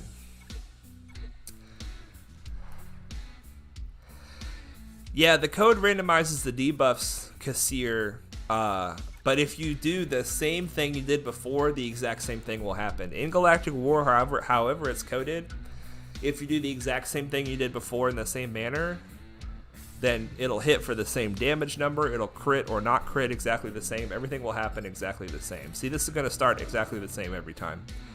Every time. I don't know why it's that way, but as long as I pursue the exact same course of action, the exact same outcome will happen.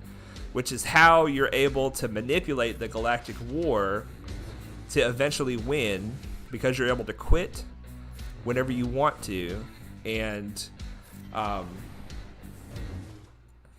see, that will he will always counter that for 18,000 whatever damage it was. He will always counter that, and if I try to stun or basic attack, it'll always hit or not hit. I mean, it's weird. It's weird with Galactic War. So that must be what I had done wrong before, is I did the basic instead of the stun. Because now this is going like I did that first time. This is actually a pretty good outcome. So I think we're going to stick with this from now on. Okay, we're going to try to ability block. It's not going to stick. And we're going to try, if we try to... Okay, here is another path of divergence here. Okay. So we haven't tried this yet. We're going to try this time. We're going to try to silent strike Dooku. If this crits, we will not take a counter. If this doesn't crit, we will take a counter, and we'll probably lose Spy as a result of what happens next. But let's just try it. Silent Strike. Oh, it killed him! No counter because it killed him. Now we'll taunt. I think we found it, guys. I think we found our solution here. We need another heal out of Ahsoka here in a minute. Alright, here comes the... We're going to heal with Ahsoka. We're going to cleanse Spy so that he gets the damage over time off of him so he loses less total health from that. And let's just basic our way home. Alright, excellent. Excellent. Lost nobody, moving on.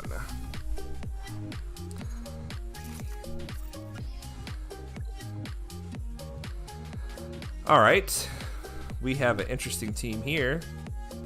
An Akbar lead with 2 other rebels. So Akbar has a rebel lead, but then he's got 2 First Order.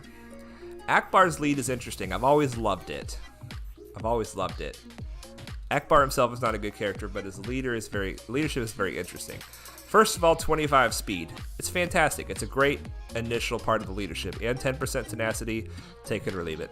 In addition, whenever an ally uses an ability that isn't an attack, they call a rebel ally to assist. So that's anybody on the team uses any attack, any ability that's not an attack, a random rebel ally assists. On my original account, my arena team used to be Akbar, Commander Luke, Hermit Yoda, and like 2 other characters that didn't do damage. I don't know, maybe C-3PO, maybe, I forget who it was. But the whole point was to get Commander Luke to do as many assists as possible. Akbar himself has several abilities that don't do damage. Hermit Yoda never does damage, so all of his abilities called a rebel ally to assist. It was a fun team. It was not a good team, but I had a lot of fun with it. So, because any of these abilities will be calling rebel allies to assist, we want to try to kill the most dangerous rebel ally, which is probably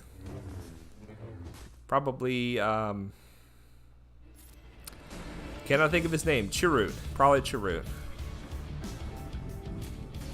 Plus Chirrut has that annoying debuff cleansing. Alright, let's Silent Strike Chirrut. Ready? Silent Strike! Oh, so close. Oh boy, look at this. This team's got some sustainability. It's alright. Slow it down. Slow it down. We're not trying to win any awards here. Let's get that taunt off of Kylo, please. Thank you very much. Alright, now we're going back after Chirrut. Basic. We need another Silent Strike while Chirrut has all those healing over times. Let's pop a heal. Okay, no Silent Strike for us. We're gonna take the buffs. Let's see if we can ability block Akbar. No, we cannot. A lot of stuns, man. Did Akbar just stun me, or was that Luke? That couldn't have been Akbar. Oh, it was probably Kylo. Alright, we don't want to take the buffs off of Chirrut because we want to use them to Silent Strike him. Here we go. See if we can get some exposes first, and then Silent Strike! There he goes. Wow, they have taken almost all of our purple protection, and we're about to lose Bastila, which means we're going to have to restart this. We are going to have to restart this fight as mediocre as these guys are. Wow, okay. Alright. Good on ya. Good on ya. Let's try that again. Let's try that again.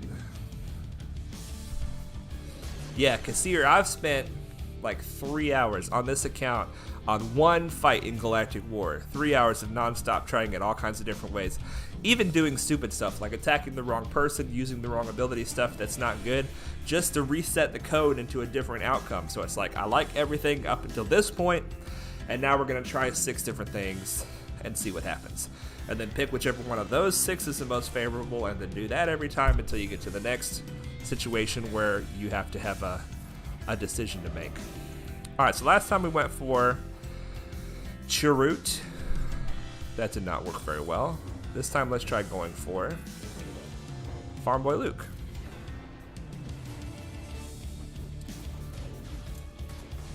They do not like the debuffs on their team, do they?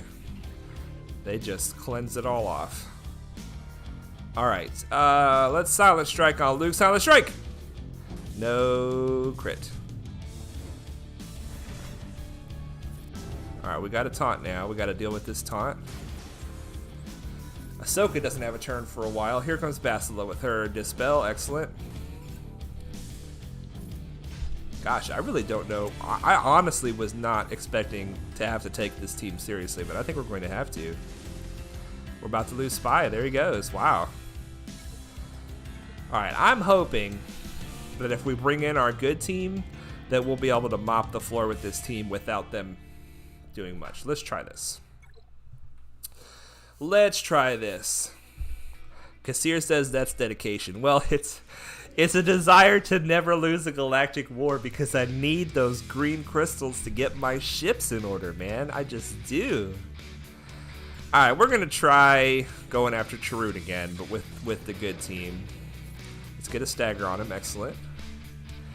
Let's get some exposes out there. It's not time to Silent Strike yet. We're going to put the extortion on Kylo so he doesn't taunt. Akbar is about to clear all these buffs. So let's just try to do as much damage as we can before he does. Oh, he didn't even do it. That's weird. Let's take his turn meter away. Now's the time to Silent Strike. Silent Strike. Take him out. We're taunting with our tank. Now let's go after Akbar. We're going after Akbar because when Akbar does his ability that clears all the buffs, clears all the debuffs, that's just annoying to me. All right, we're gonna go after Kylo masked next. Let's call Spy to assist. Hit him with Soldier and finish him with Spy. All right, we gotta stop that AOE pronto. Let's take that taunt off. Take those buffs off. All right, expose. Can we get an ability block? No. Oh boy, we gotta restart this just because of how much AOE we're taking. I think we gotta kill Kylo first. We gotta kill Kylo first, you guys. All right, let's try it again. We're gonna kill Kylo first this time. Start with the stagger. Hit that stagger. Get the expose on everybody. Basic. We're gonna extort the tank so he doesn't taunt. And there goes all of our debuffs. Turn them into heal over times. Keep going for Kylo. Come on, we need to Silent Strike before Kylo does his first AoE. Silent Strike! Oh, it's not enough. Take him out. Oh, he dodged it. No! And there goes the AoE. Oh, no! Oh, my gosh. Oh, man. All right. Here we go. Try it again. Try it again. We're going to get through this, you guys. This is the grind. This is the Galactic War grind. If you want to do well in ships, you got to have the Galactic War currency to be able to buy your ships, you know? You got to. All right. We did this before. That worked out all right. Let's just start off with a Silent Strike. Oh, good. And we crit, which means we stay stealth. Excellent. This is a better situation. This is a better situation. Oh, no. And then he gets all healed up by stupid Chirrut.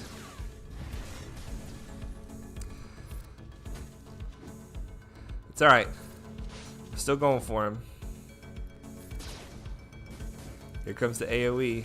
Oh my gosh, you guys. Look at this team. Look at this team. This is shenanigans. This is absolute shenanigans. Man, you guys are probably seeing it clear as day. Just go for this guy, then go for that guy, whatever. But I'm not seeing it. I'm not seeing the magic way home from here. We could try ability blocking Kylo and then just keeping him ability blocked instead of killing him.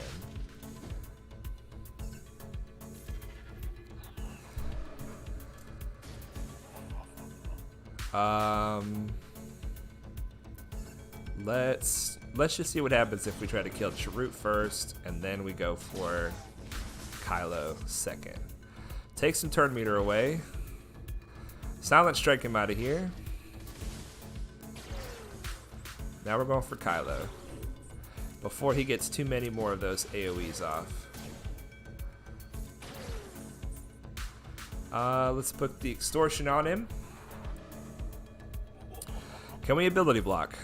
Yes, excellent. That's what we needed.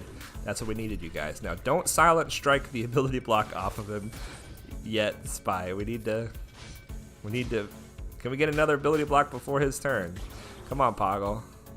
Get an ability block. There it is. Finish him off. Ability block him via death. Y'all, if we lose Poggle here, I think I might just let it go. Because I'm sick of this. I'm already sick of this. That's not good, but it's what it is. We're about to lose Sunfac. There's no way. There is no way. I think we have to use the other team. We got to find a way with this team. We can't use up our good team on battle number 9 when battle number 12 is coming. All right, Spy, we got to find a way, man. We got to find a way to beat this team. Let's do it. Ability block. Going after, we got the sustainability. We can take some hits from him. What we don't have is the big damage. We'll take some counters, but that'll be okay. All right, we're not going to silent strike yet. We are going to use the basic. All right, so far so good. Take off those heal over times. Can we get healing immunity? No. He's about to heal up. We could maybe ability block him. That's good. Okay. There's the healing immunity we needed. Let's finish him off. All right, he's out of there. Now it's time to go for Kylo, OG Kylo. We want to heal, but we have to get rid of this taunt instead. So we have to go after OG Kylo. Basic. It's not time to taunt yet, old man. Not yet. We'll take a couple counters. We'll take a 1 counter, but that's okay. We don't want to attack him while he's got Retribution. Let's go after the Akbar. This is not going to kill him, but this will take off the Retribution. Let's do the other thing first. There we go. Silent Strike! Oh, it did kill him. Nice. We're going to save Kylo for last. We have to put a healing immunity on Kylo. We need to speed up Ahsoka because we need more heals. And that gives her speed up. It's time to taunt with Old Ben. Kylo's probably about to just tear that taunt right off of Old Ben. AoE. There he goes. Took it right off. Let's clear that taunt. We need to finish off Luke. Oh, don't kill Bastila, please. This is going so well.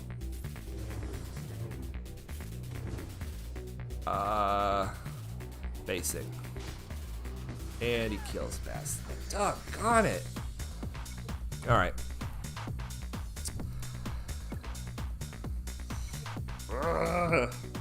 Frustration. Galactic War frustration. Usually I'm sitting in front of the TV. I'm chilling. I'm watching something I love. Whatever. And then I do the battles 100 times or whatever until I finally get it. Alright, I liked everything up until the point where he killed Bastila. So let's try to pay attention to where does Bastila take most of her damage. So that was a counterattack. That was part of it. Alright. So far, so good. We could try Silent Striking here. Let's just see what happens. Silent Strike. Oh, kill him early. Okay, I'm liking this. This is better. Old Ben's taking the hits and he's not even taunting. I like that. Now let's go for Kylo.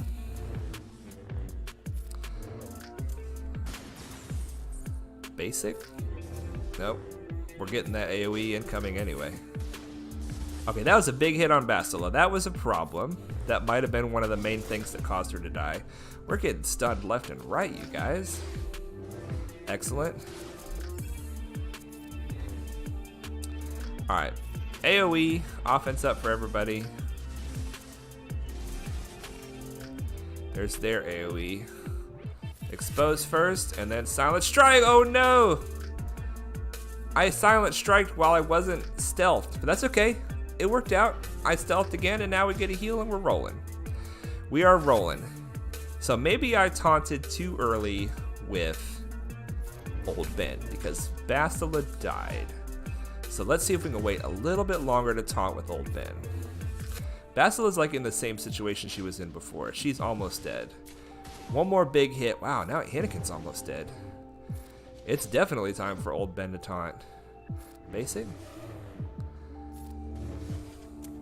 Okay, good. Old Ben, it's your time, man. Now, if Old Ben taunts, won't Kylo just tear it right off? Let's try to ability block instead.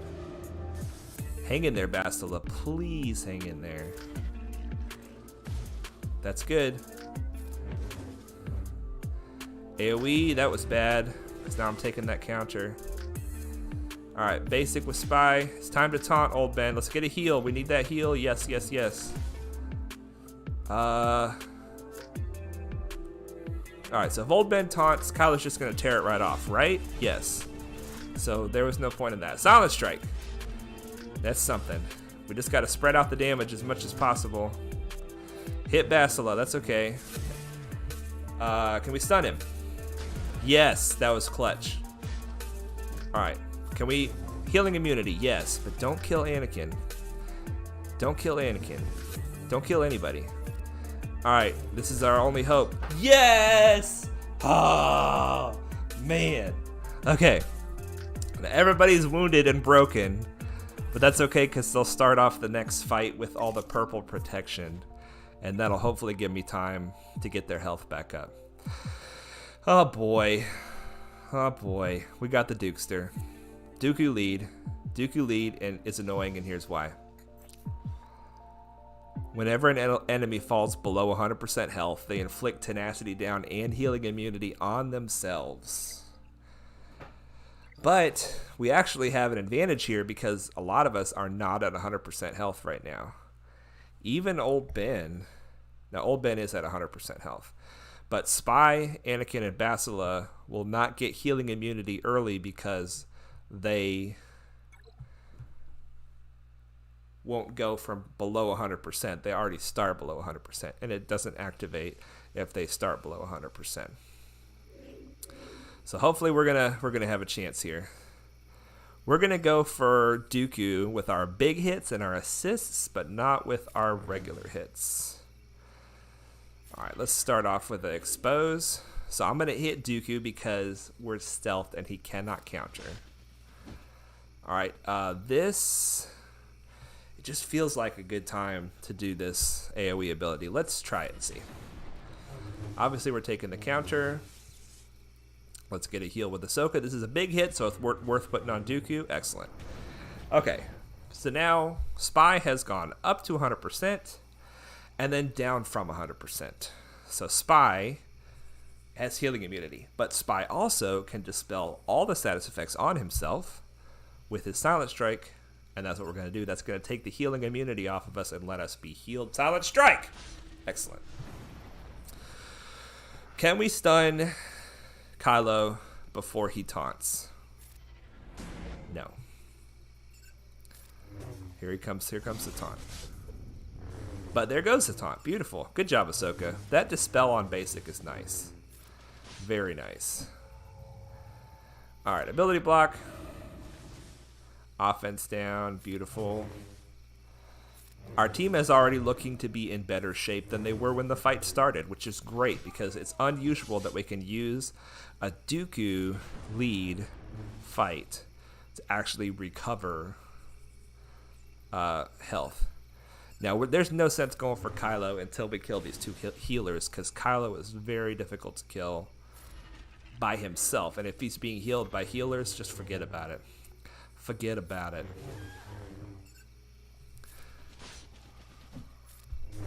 Alright, we're saving Kylo for last. We're trying to save our taunt because we might need that in the next fight. We can Silent Strike to remove the taunt. which I think is what we need to do. Silent Strike! Okay, let's go after the healer before he heals up Kylo. Excellent. Can we finish off Kylo? Can we finish off Kylo? Nope. Kylo gets a couple FU hits on the way out. Healing immunity? Yes. And finish him. Nice. Nice. So now we're in better shape at the end of that fight than we were at the beginning. That's the magic of the Bastila lead. It can take broken people almost dead at the end of the last fight and gives them that purple protection to start the next fight, which gives them a chance to heal up. What is this? What is this? Level 85? What is this? Get out of here with this crap. What in the world? Level 85, Ahsoka, at least it's Ahsoka lead. If this was Bastila lead, if they just made this one change and put Bastila in the leadership, this would be devastating. Look at this fight. It's outrageous. It's unfair. It's unfair. Outrageous. Oh my goodness. So in this fight, we got to go for Anakin first because he'll get upset if we go for his teammates. It's too soon to taunt with old Ben. We might have to change that up. Let's see. Okay, Silent Strike. Take him out. All right, we are going to clear this buff from Ahsoka because when Ahsoka has critical hit immunity, she has a unique that she gets all kinds of other good benefits, and we're taking that away from her. I honestly feel like Boba Fett is the next biggest threat, but I think that Cad Bane is the next easiest one to kill. So we're going to go for Cad. Cad Bane is making himself a very juicy Silent Strike target right now with all those buffs. Unfortunately, the cards did not align for us to do so. So now we're going for the Boba. Go for the Boba. Thank you for the recognizing the reference, Kassir. Oh no! Bastila is in trouble. Heal her up. Expose. And then Bastila calls Spy for the basic. Spy Silent Strikes on Bastila with all those buffs. Silent Strike! Nice big hit. Can we take out Boba? Yes. But then Ahsoka heals Bastila. What a little jerk. Don't kill Bastila, please. Please don't kill Bastila. Or Anakin, for that matter. Let's keep things in perspective here. He is your master. Don't kill Bastila. Please don't kill Bastila. Somebody kill this girl. Somebody kill her. Ahsoka, need a heal. Silent Strike, this has got to work. Please, Silent Strike, it didn't work. And Bastila is dead. Right at the end. No. No. It's battle number 11, but we don't know what's in battle number 12, so we can't afford to lose our leader of our Jedi team before battle 12. Okay. I feel like what we did went pretty well. Let's try it a similar way. Let's just try taunting this time. We didn't taunt like the whole time. So maybe things will go better this time. Silent Strike. Got it. Okay, we're going to take those things away from Ahsoka. Oh, she deflected it. Uh-oh. Okay, we'll take it away with this Ahsoka, with our Ahsoka. Our spy is ability blocked, so we can't Silent Strike Boba, as juicy as that looks. As juicy as that looks. Uh-oh. Old Ben ain't looking hot, you guys. Old Ben is not looking hot. Hit the Boba. That's good. Spread it out. Can we finish the Boba? Nope. Can we finish the Boba? Nope. Oh, man. See, I don't want to use a Silent Strike on Boba now. Just basic. Now we put this on Spy. Now we use the ability block. Alright, Anakin is still in the purple. Now his purple is gone. Let's take these buffs off of Bastila before she does anything crazy with them. We're going to basic with Spy. That should be enough. Now, last time we went for Bastila first, and then Ahsoka killed us. That may happen again. Let's do a big hit on Ahsoka. Silent strike! Now Ahsoka's dead. It's only Bastila now. Beautiful. Basic. You can have those buffs. I'll let you have those buffs. That's fine. Because I need to reset my cooldowns as best as possible. That was perfect. Thank you so much for attacking Ahsoka. She still had purple protection, and we're done. Now, Battle 12. Battle 12. Galactic War, I have a love-hate relationship with Galactic War. You pour so much blood, sweat, and tears into it, right? And then you get to level 85, and then you sim it. You never have to do it again. So it's wonderful to never have to do it again. But these are some good memories. These are some good moments. We're going to have some good moments on stream. We've gotten through some tough teams today. And look at this. It gives us an easy team for the win. An easy team for the win. There's only one real threat on this team, and that is Asajj. So as long as we go for Asajj first, we will be fine. Take the stagger on Asajj. See if we can get a silent strike right out of the gate. Not enough. Okay, put the extortion on the tank. And we are actually just going to put this on auto. I think this team, I think our team can beat their team just on auto. I'm going to take off the selection, and we're just going to sit back and watch the glory as our Geonosian separatist might destroys the enemy. Oh, finishes him off with extortion. Beautiful. Beautiful. And then a silent strike from Spy. The separatist cannot be stopped. Sunfac is a wall of taunting good greatness. He cannot be stopped. There goes Spy with a hit. Extortion on Talia. Soldier with the basic, Spy with the basic, Sunfac with the stagger. Poggle hits the stagger, and Spy gets the silent strike for the win. Fantastic. Feels good. Tier 12 fight is easy. A lot of those fights were harder than that. And there it is. 1600 Galactic War currency. Well, we earned 1200 from that one, but we have 1600 total. And the ship march continues. We're doing everything. My bronze beauties made me proud. They absolutely did, sir. They absolutely did. Now we're getting a little high in the in the bronzium, the ally points. I try to keep it down to around 8,000 or so. So a little later today we'll go in here and we'll just spend them all real quick, get some more free characters from that. But yeah, my bronze beauties made me proud on auto, which, spoiler alert, not spoiler alert, little tidbit about me, as much as I enjoy choosing the right moves and making everybody do just the right thing, my favorite thing to do in this game is put a team on auto and watch it win. I want to build a team that can win on auto in various different places of the game, and I just love it. I just love watching. It's like watching what I built perform and do great.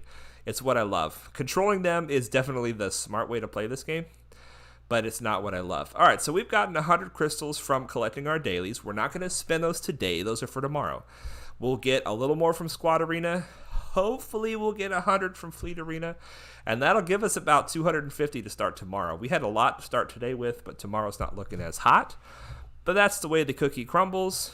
Before we go, we are going to do a little bit more work on mods. And I'm going to do this at the end of the stream today, and hopefully I can do it at the end of the stream most days, because mods are amazing.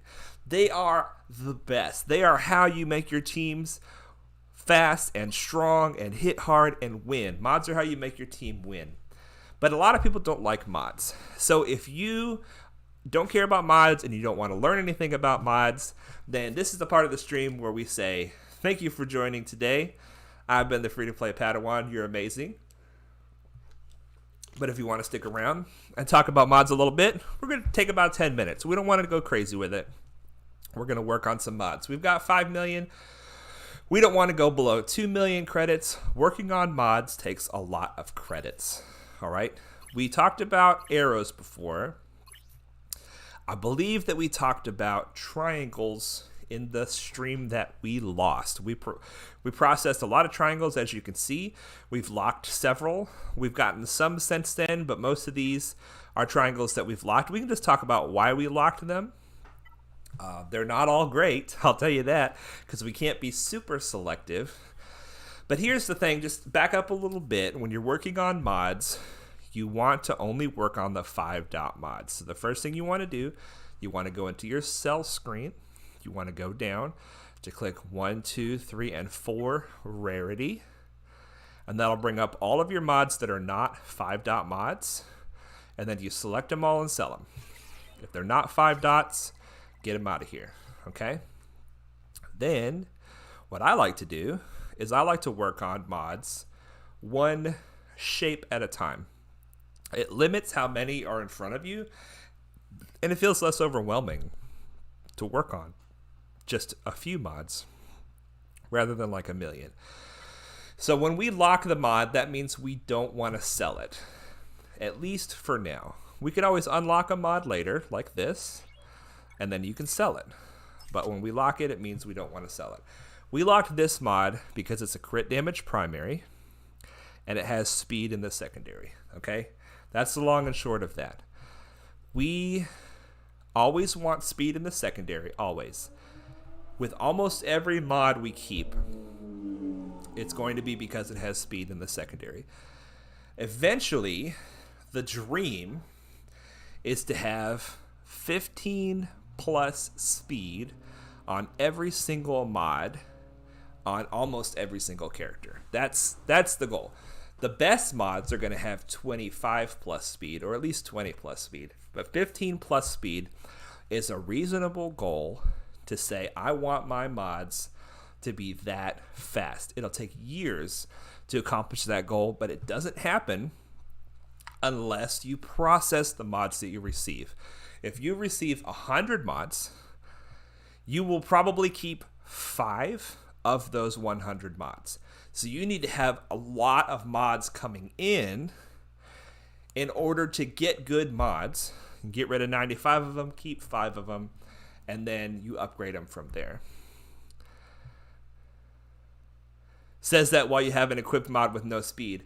Well, that's absolutely true, Kassir, and here's why none of these mods are any good on Spy right now. It's because Spy, if you remember, when we unlocked Spy and got him up to level 50, we put 6 mods on him, whatever 6 we had at the time. They're all health, as you can see. That's not a good way to mod Spy. All health is a terrible way to mod Spy. We put these mods on Spy simply for his ship. We wanted his ship to have as much power as possible by having all 5-dot mods all at rank 15. So this was a huge waste of money, but at the time, it was the best we could do with the mods that we had. Now that we're starting to farm better mods, we might start swapping these out one at a time as we get better mods. So, Kassir's calling me out that I don't have speed. I don't have speed on a lot of these mods. This one we got lucky with. We got a lot of speed there. 14, that's good. No speed on most of these mods. Speed arrow. Try to get a speed arrow every chance you get. But when you're starting out, you can't necessarily only keep mods with speed, especially in certain shapes. And that's because you just don't find mods with speed that much early on. Now this one has speed in the secondary and it has a great primary. But when you're processing mods, you want to try to keep mods that are a cohesive unit. You want the whole mod to work together with itself. So this is a defense mod down here. It's a defense mod. Yeah, you missed that stream. Everybody missed that stream because that's the stream that we... Oh, you're talking about where we did Spy originally? Yeah, the stream we processed these triangles was the one that we lost. But yeah, when we got Spy, we just like put whatever on him that we could for his ship. Okay, but when you're processing your mods, you want to keep mods with speed kind of regardless. If they got speed, nothing else really matters. Keep it for now. Maybe we'll sell it later. But you want mods that work well together. Here's a bad example of that. This is a defense mod. So on a defense mod, you want defensive stats. But the stat is crit damage. That's not a good stat for a defense mod. But because it has speed And because crit damage itself is a great stat for a triangle to have, we kept this mod.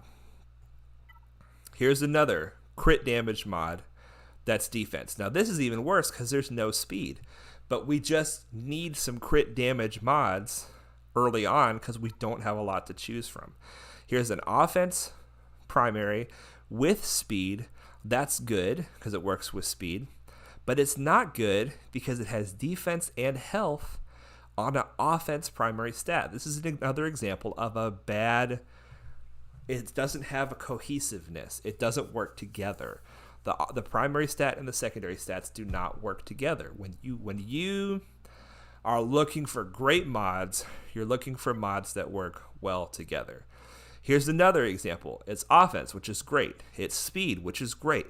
But then look, it's health and protection and protection. That works good. All of this works good with the fact that it's a health mod. But it doesn't work good with the fact that it's an offense primary. It would be better if this was health or protection or even defense would be better because it would then be a cohesive mod.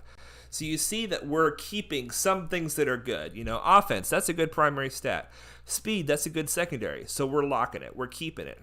But as we get more and more mods, we will be refining the mods we keep to try to have at least 3 of these stats to work well with the primary stat and the type of mod that it is. Let's see if we can find any examples of something that works together.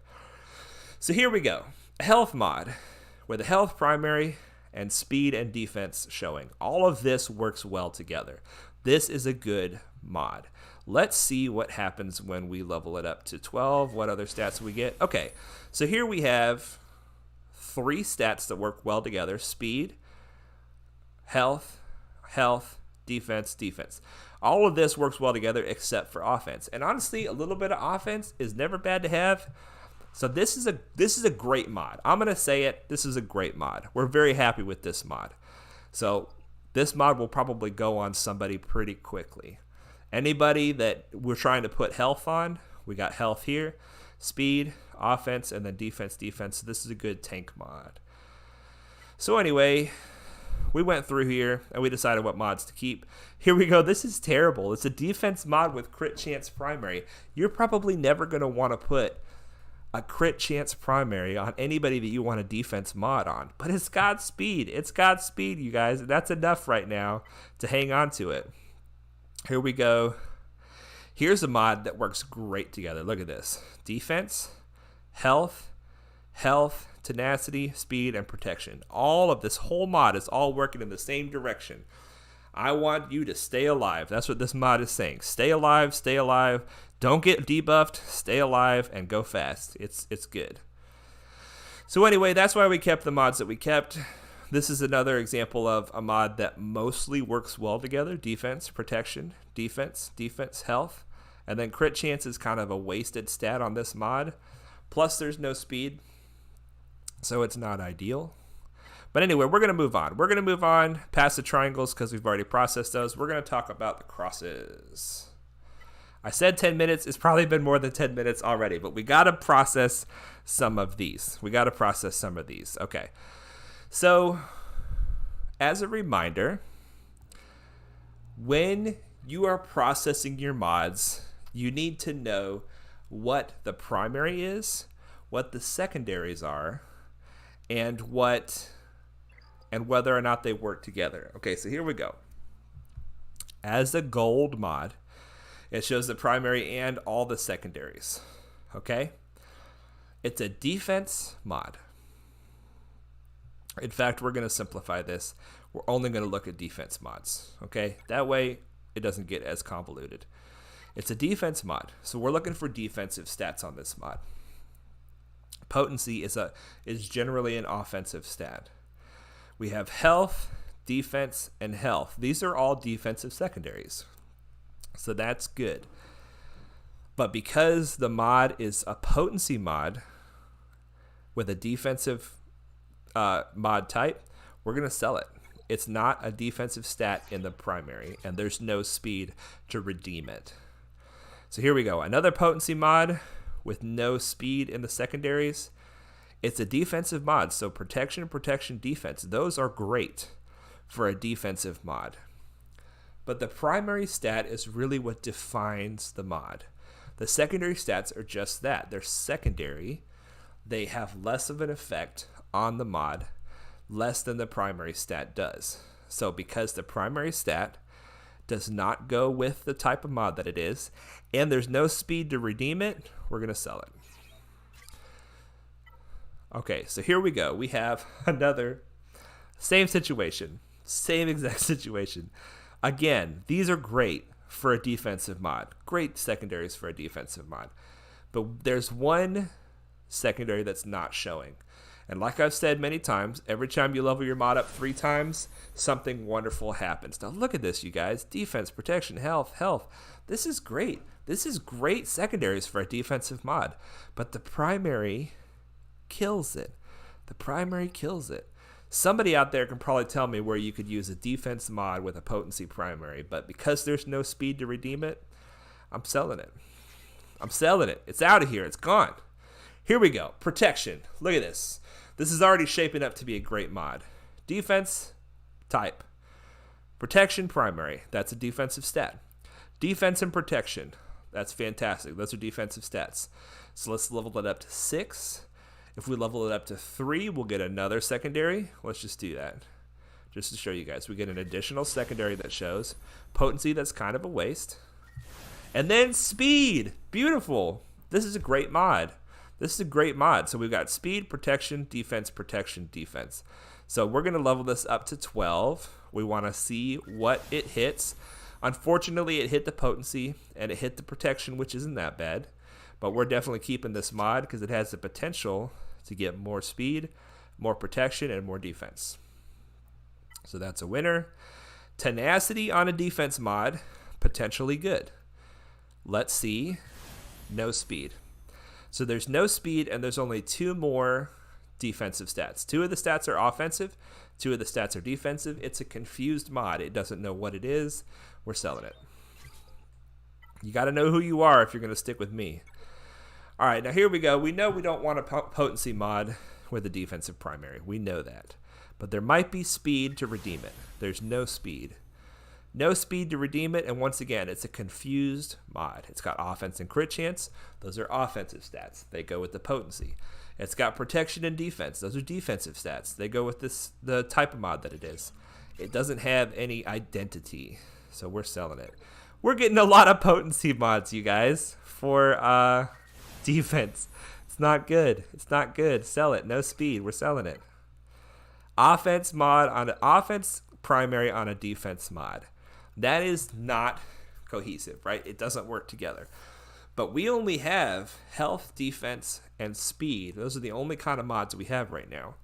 So because every character is going to have either 2 health or 2 defense mods on them, we're going to keep some mods that are offensive in nature, even with a defense type. We'll sell them later, but look at that. We get speed as an additional reason to keep it. So in this case, even though it's a defense mod, it's got an offense primary with crit chance, speed, and potency. Those are all offensive stats. The tenacity is a waste, but that's okay. And we get extra crit chance. Excellent. So this is not a bad mod, maybe for Anakin or maybe for a spy. The mod meta says that defense mods with potency for Old Ben. Oh, I like that. I like that. That's a good idea. But you want Old Ben to be fast. You want Old Ben to be fast. So we'll keep an eye out for a defense mod with potency and speed. But we can't just do potency. That's a good idea. Old Ben, I like it. I like it. Because he's a tank, but he's all about that big debuff that he puts out. All right, defense mod with a defense primary. That sounds good, but defense primaries are almost always garbage. So unless this mod has some great secondaries, we're not keeping it. But look, it redeemed itself because it has speed. Speed is so good to have that it can supersede the fact that offense and potency are bad stats for this mod. And defense is not a good primary. The speed alone can redeem this mod. And it could really redeem it if it rolls speed, but it didn't. But that's okay. We're keeping it. We're probably going to sell this mod later just because there's not a lot of greatness going on here, but we got to keep something. Here we go. This might be old Ben's mod right here. Right here. It's got speed and potency. Look at this. This is actually, look, I'm so glad you said something because this is going to be perfect for old Ben. And it rolled the speed. Look at that. Old Ben, here you come. Here you come. Speed kills. Yeah, Kassir says speed kills and he's right. He is right. Should we go put this mod on old Ben right now? I kind of feel like we should. Now, before I forget, that's who it's perfect for. Here we go. What have you got right here, old Ben? See, we're running. Look at us already. How smart we freaking are. Look at that. Potency with speed. We're so freaking smart. We're lucky is what we are. All right, where's that mod? Offense, defense, potency. Here it is. Roll it. Assign it. Now we got to find something else for old Ben that's defense because we took away one of his health mods. He had 3 health sets. He needs a defense set. Let's see what he's got. He's got health and speed here. That's not bad. Look at this for him. Health, speed, and potency. That's good for old Ben. Crit avoidance. I think I'd rather have a speed arrow. So let's find a defense speed arrow. Do we have any of those? Yes, we do. Let's see what our options are. This one looks good already.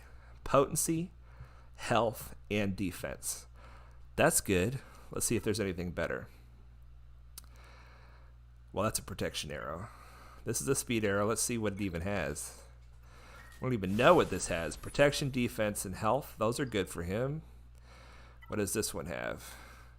See, I locked them as soon as I saw that they were speed arrows because I knew they were worth having. I think that first one is better so far. Let's see what these other ones have. That's another confused mod. It doesn't know what it is. But it's a speed arrow, so we're keeping it. That's kind of good for somebody else. Double offense. Not bad. Still confused. Still has 2 defense and 2 offense. Tenacity, health, crit chance. That's good for old Ben too, but I think I'm going to take the one with potency. Let's see if this one rolls potency. Nope. Okay. Where's that potency one? This one. We're putting this on old Ben. Excellent. So now old Ben is much faster and more potent. It's a thing of beauty. It's a thing of beauty. What a high roll. I'm not sure what you're talking about with the high roll, sir. Okay, so we were looking at, I'm sure it's because you said it when it made sense, but then I kept rolling without noticing it. Let's continue to refine. I just completely lied about 10 minutes. I'm sorry, guys. I'm getting into this. I'm getting excited about what's happening. Here we go. Potency with defense. Old Ben can't have 2 mods. Can he, no speed. We're getting rid of it. Protection and speed. Locking this baby already. Nice.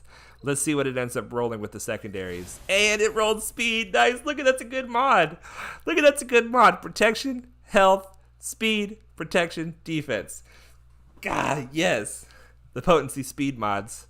Yeah, I mean, I'll take it, man. I'll take it. This is looking like it's going to be a good mod, you guys. I don't know where we're going to put that on, but that's good. See, that's actually like one of the 5 that we would actually want to keep. Tenacity on a defense. Potentially good. Potentially good. And it rolls speed. I love it. We're keeping it. So in this case, the protection and the protection goes with the tenacity and the defense. So that's good. And the speed is always good, but the potency and the crit chance are probably wasted stats on this mod. But the speed alone is enough to redeem it. A defense mod with a defense primary. Now here's the thing, you guys. I used to level up every gray mod to 12 to get all the secondaries. Because if you level it to 12, all the secondaries show. But look at the difference here. We have almost no money, okay? We're really short on money, and we've got a lot of mods to process. So if we level it up to 9, it costs 38,000 credits, okay? That shows the first 3. That's 3 out of 4. That's not bad. But then if we want to upgrade it, oh crap. Well, we're doing it now. We're upgrading it to 12. If we upgrade it to 12, then that costs a lot more. We'll show you exactly how much more here in a minute. Health, tenacity, health. This is a pretty good mod, but there's no speed. We're selling it. Let's try it again on a different one. We level it to 9. It costs 38,000. Okay. Then we know, does this mod have speed, first of all? Okay. Second of all, does it have stats that work well with the primary? In this case, it does. Defense and health work well with the health primary. So this one is worth spending the extra money to find out what the fourth stat is. But look how much it is. It costs 48,000 to go from 9 to 12. It only costs 38,000 to go from 1 to 9. So it's more than double to find out what that last stat is. It really makes you pay to find out what that last stat is. So you can save a lot of money by leveling it up to 9 instead of 12 and seeing what you got so far and then making a decision from there. So we're going to see what it is. We're keeping this mod because it's got 1, 2, 3 stats that work well together. And we're desperate. We're desperate to keep some. Look, we've only got, this is only our 6th cross we've got. We've got way more than 6 characters to mod. So we got to be less picky. We're doing to 9. We got speed right out of the gate, which is beautiful. So we're going to take it to 12, see what all the rest of the stats are. The speed alone is enough to keep this mod. Tenacity again. We're looking for speed. We're looking for defensive stats. We got 3 defensive stats with a defensive mod. It's worth finding out what's next. Oh, no speed. No more defensive mods. Sell it. At the end of the day, it's up to you to sell it or keep it. The reason we're trying to get rid of mods that we don't want is because the game only lets you have 500 mods in your inventory. You can only have 500, and if we're doing 3 mod energy refreshes a day, then we are getting a lot of mods. We're getting a lot of mods. So here we go. Defense mod, protection, those two go well together. Health, those go well together. It's worth finding out what the next one is, and it's defense. This is worth keeping, just even though it doesn't have speed, just because it's got 3 out of the 4 defensive stats. All right, this is an offense mod with a defense type. Not the best to keep. No speed and 2 more defensive stats that do not go with the primary stat, so we're selling it. Okay, slow down just a little bit. I don't want to go too fast. Once again, an offense primary is bad on a defense mod. And then you look at the secondaries. We have crit chance, potency, and tenacity. Tenacity in small doses is not worth keeping, so that's a wasted mod. These 2 are potentially good. They potentially go with the offense primary, but I don't think it's worth spending the extra credits to find out what's in the last slot, so we're selling it. Here we go. We got a defensive stat in the primary of this mod. So this is a defense mod with a defensive kind of primary. It's 166,000 credits from 12 to 15. So it gets really expensive from 12 to 15. Kassir is saying it's 166,000 from 12 to 15. But you should never, ever spend the money from 12 to 15 unless you know for sure you want that mod. You can have all the information you need by the time the mod is level 12 to know if it's worth it to spend the rest of the money to go up from there. Once your mod is level 12, you know what you need to know.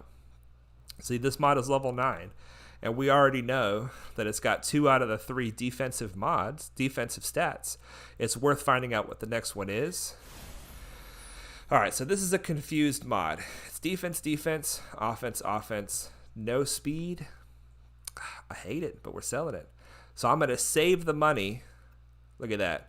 I'm going to save that much money by not upgrading this further, and I'm going to get 33,000 back. So of the 70-something thousand we spent to find out what it's got going on, we're going to get about half of that back. Defense mod with a defense primary. Let's find out what the first 3 are. Defense and protection. 2 out of the 3 are good. It's worth finding out what the last one is. It's protection.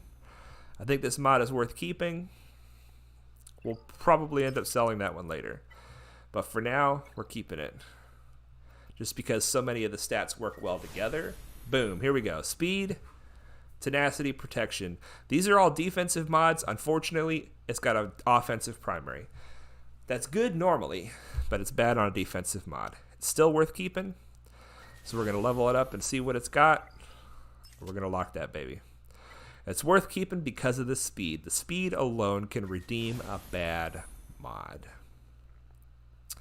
Health primary, defense, potency, offense. We have 2 offensive stats and 2 defensive stats.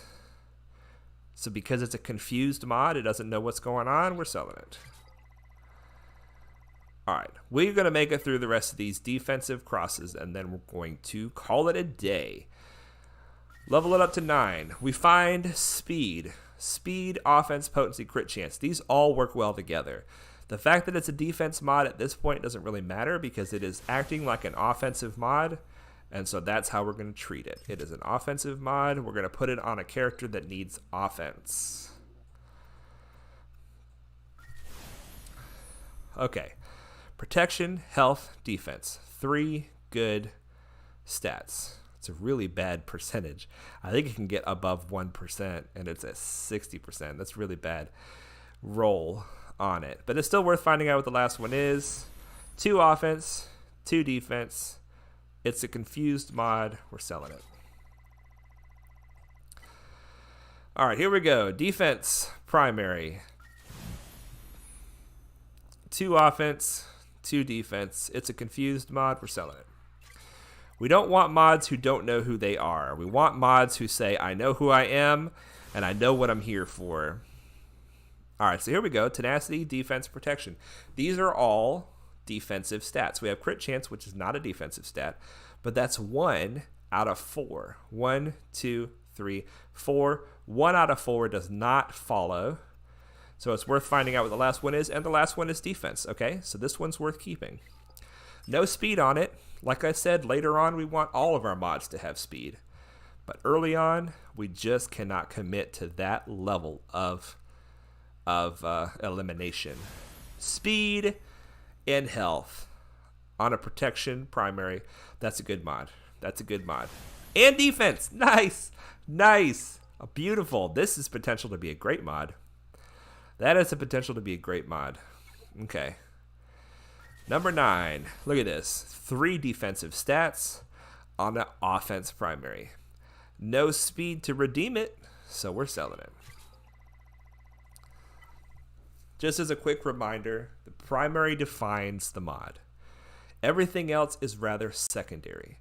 So when you're looking at your mod, I'm saying this is essentially a mod that the biggest thing this mod is going to do for my character is it's going to give it potency. It's going to give my character potency. Everything else that happens are side benefits. So the primary stat defines the kind of mod that it is. So I'm looking at this, even though it's a defense mod, I'm looking at it as a potency mod. So I'm thinking to myself, what kind of characters do I need that require potency? So because this is potency and it has speed and offense, those all go well together. It's worth finding out what the last one is. All right, so this is a confused mod. It's got offense and speed.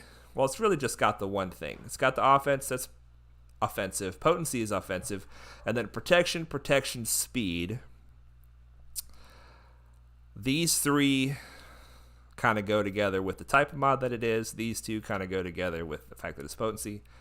But the speed is enough to redeem it. Long story short, the speed is enough to redeem it. One more mod to go. Okay.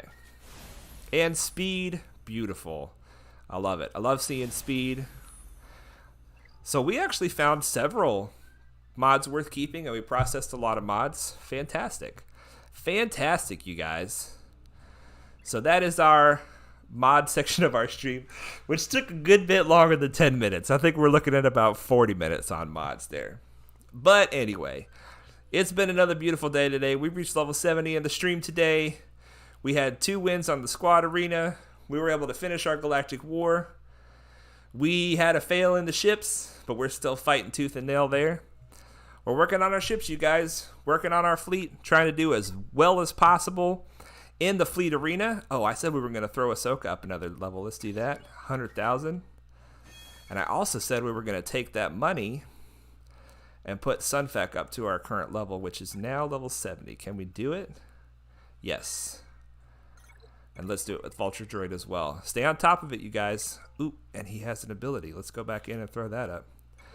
Stay on top of it. Stay on top of your ships, especially your main 3 and your most important reinforcement.